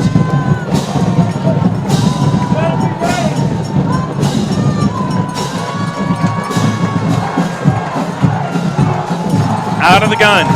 Waits. Kim going to back off here. They're going to give it a little cushion. Waits to throw. Pass. Left side bobbled. It is caught. That's a first down. Now the clock will stop momentarily as they reset the chains. 34 seconds remain. First and 10 on the 47 for Westwood. Down to about 25 seconds. And barreling through with Jackson Taylor. Whistle's blown. I believe that's a timeout taken by Westwood with 24 seconds remaining. Did they get the timeout, or did they spike it? Spike it, kill it. I think they killed it. It wasn't a very pretty one, but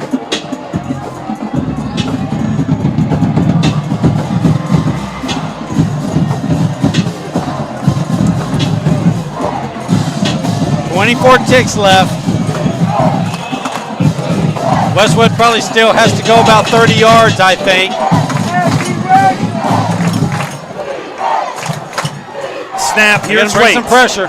Waits lofting it downfield. Too far in front, it's incomplete.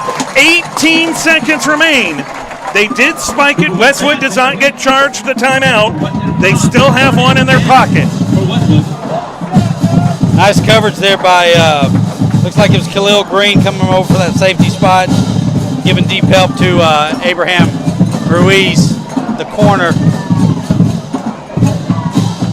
Green was really big in coverage last week. Had that interception late to get the win for Austin High.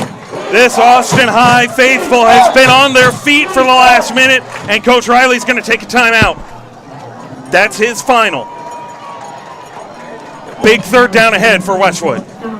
The Maroons, I mean, while their secondary is playing deep and they've made some really nice coverage plays, that front 7 is not being too conservative. They're sending some people, which, you know, I kind of agree with. I like the idea of putting the quarterback under duress in these types of situations. Make the decision come quick. Oh, especially at this level, right? Yeah, Let's see how good you really are. I mean, it's one thing if you're going to try to bring a blitz on Tom Brady when he's got 30 seconds to get into field goal range. It's another thing when you've got a young man out there, and again, make that decision quick. Take the pressure somewhat off of your DBs and see what you can do. So, and I think in that play, he threw it early. He threw it early.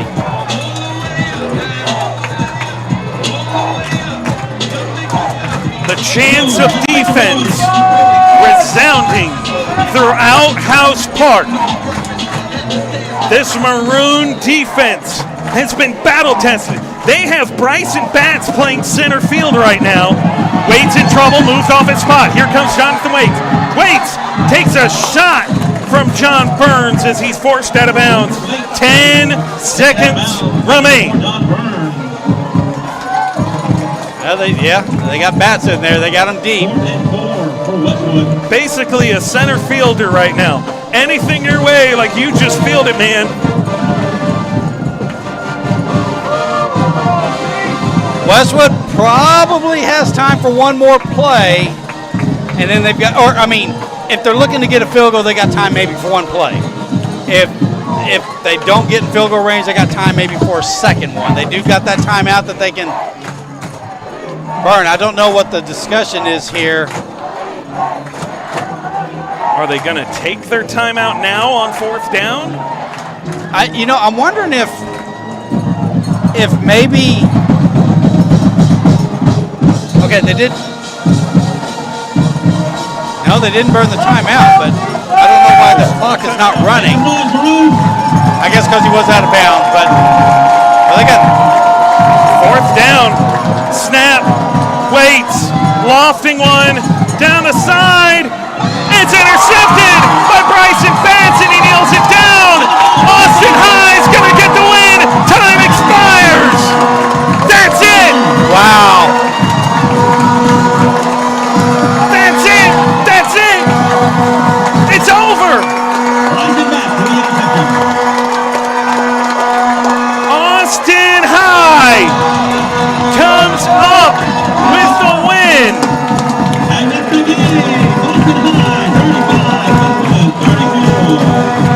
The Maroons come up with a massive win late.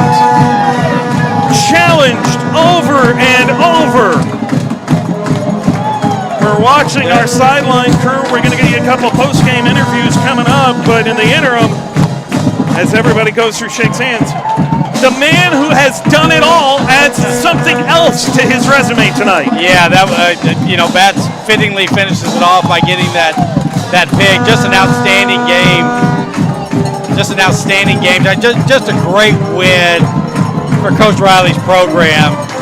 You talk about battling adversity, and you're just trying to stack some early season wins, and 2-0 sounds so much better than 1-1. Particularly when they were there, they had chances to win it. They took advantage of it. That big fumble that they got. That's a huge win. Batts with the interception, but the score, the tie it all up, Donovan Kurak, the one to come up with the interception or the catch that gets him down there. He scores a touchdown. The extra point is kicked, and it is good. Just a wonderful win for the Maroons. Coach Riley talked about it. It just hasn't been. They haven't been able to put together a lot of wins in for quite a few years. But you get one like this, and fans are out here very appreciative of the effort. Great crowd out here tonight, pulling their team to a win, and boy, it feels good. And you get to go to school the next day. There you go. You get that feeling going into it, right? You get that feel feeling. Like king of campus. Well, I tell you what, you get that Thursday night win. You go into campus, go to school on Friday. It's not a bad feeling. So I'm going to sing the alma mater here. Boy, howdy. talk about Coach Riley and the will he has instilled in this team, the grittiness to persevere and to power through and just continue to fight on, right? The message that he said over the season was trust the process. Yeah. And just keep trusting that process and just keep grinding away at it. And it just keeps on keeping on, as it often does. You just have to keep fighting, and I think that's the message that every coach wants for his team. And he talked about it. I mean, he said it. You know, he can take a really bad loss if his team is working and playing to their potential and so forth. Because sometimes you're just outmanned, but you just got to keep fighting and fighting. And in games that you've got a chance to win, battle through, fight through that adversity, come out on top at the end. That's a great feeling. I mean, credit to the Westwood players. They and their staff. They put up a good battle, and they had the game in hand, or at least the lead most of the time. But good effort they brought. But maybe perhaps a little bit of a better one from Austin High to come out on top. Just a great win.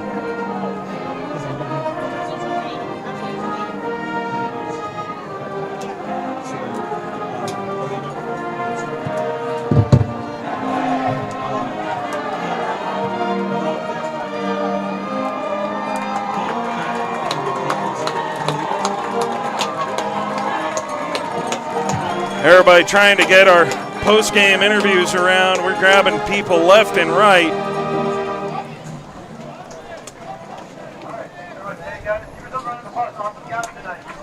Everybody's getting in place. We're going to grab everybody that we can here.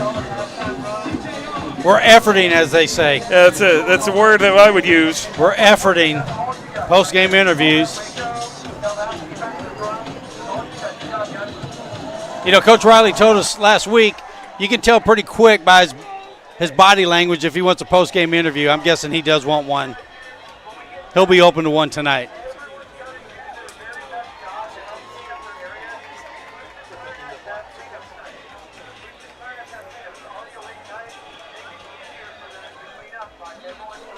So we're getting our coaching in on the post-game interviews. We're going to grab Coach Riley, it looks like. They're going to go ahead and turn it over to them. Well, it's crazy. We were down so much. We get on defense, and it looks like all is lost. But I see that fumble. I see the ball right in front of me. I grab it, and it's not just me. It's Deering who also pushed it out. So just good job to him too. Incredible work. How are you feeling being 2-0? Hey, I mean we got a lot of work to do. This wasn't district, so we can't go over the top. But it feels really good. Thank you. Have a good night. Thank you.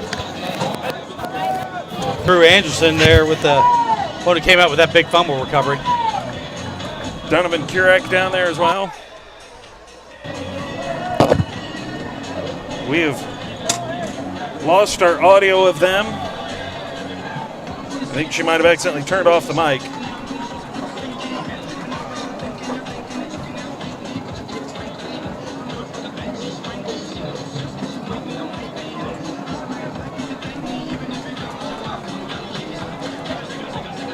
Well, we'll have to get the recap of that, I guess.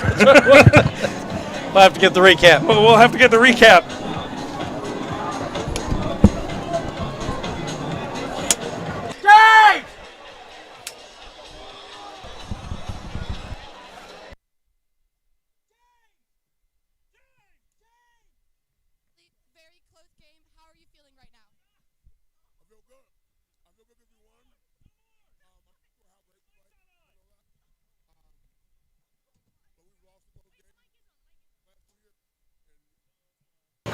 All those guys are seniors now, and we pulled it off. That's how it's supposed to work.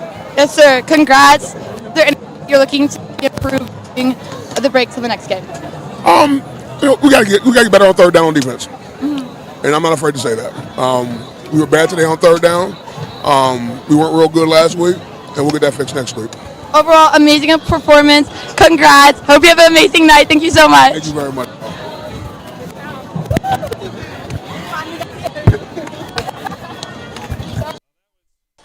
That was Miss Cheyenne down on the sideline, getting our post-game interviews, Coach Riley and all them. And they're excited to be 2-0. Hey, look, Austin High is excited to be 2-0 at this point. So it does not get much better than that. 2 games at home, 2 really close games at home, and both winning 2-0 to go on the road to Buda Johnson. Coach Riley talked about trusting the process. Yeah. I think this is about what he had in mind.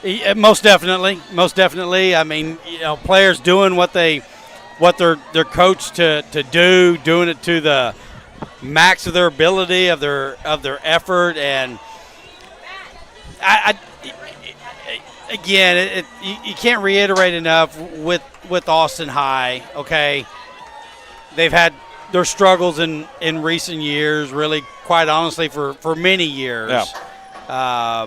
They've had a couple of good years here and there, but so when you start off 2-0, it's an important 2-0, and I know they're non-district games, but it's about building that confidence. It's about building that trust of the players with each other, and it feels a lot better knowing you got to go for your first road game when you've already got 2 home wins in your pocket, and try to get that thing to 3-0. Well, that will do it for us. On behalf of our entire broadcast crew, of course, Merle, our director of broadcasting, James Scott was up here. He's been providing us with stats through the night. Our wonderful and fantastic camera crew, Matt, Shep, Maisie, and Shep were down on the sidelines tonight. Cheyenne, our post-game interviewer, and, of course, Alita sitting here with us, working one of the other cameras here on the tighter frames. Lulu, our producer here. And, of course, on behalf of my broadcast partner, Paul Longoria, this is David Roy, saying so long from House Park. Austin High gets the win, 35-34 in front of the home fans. Next week, they're on the road a week from today at Buda Johnson. We'll see you there.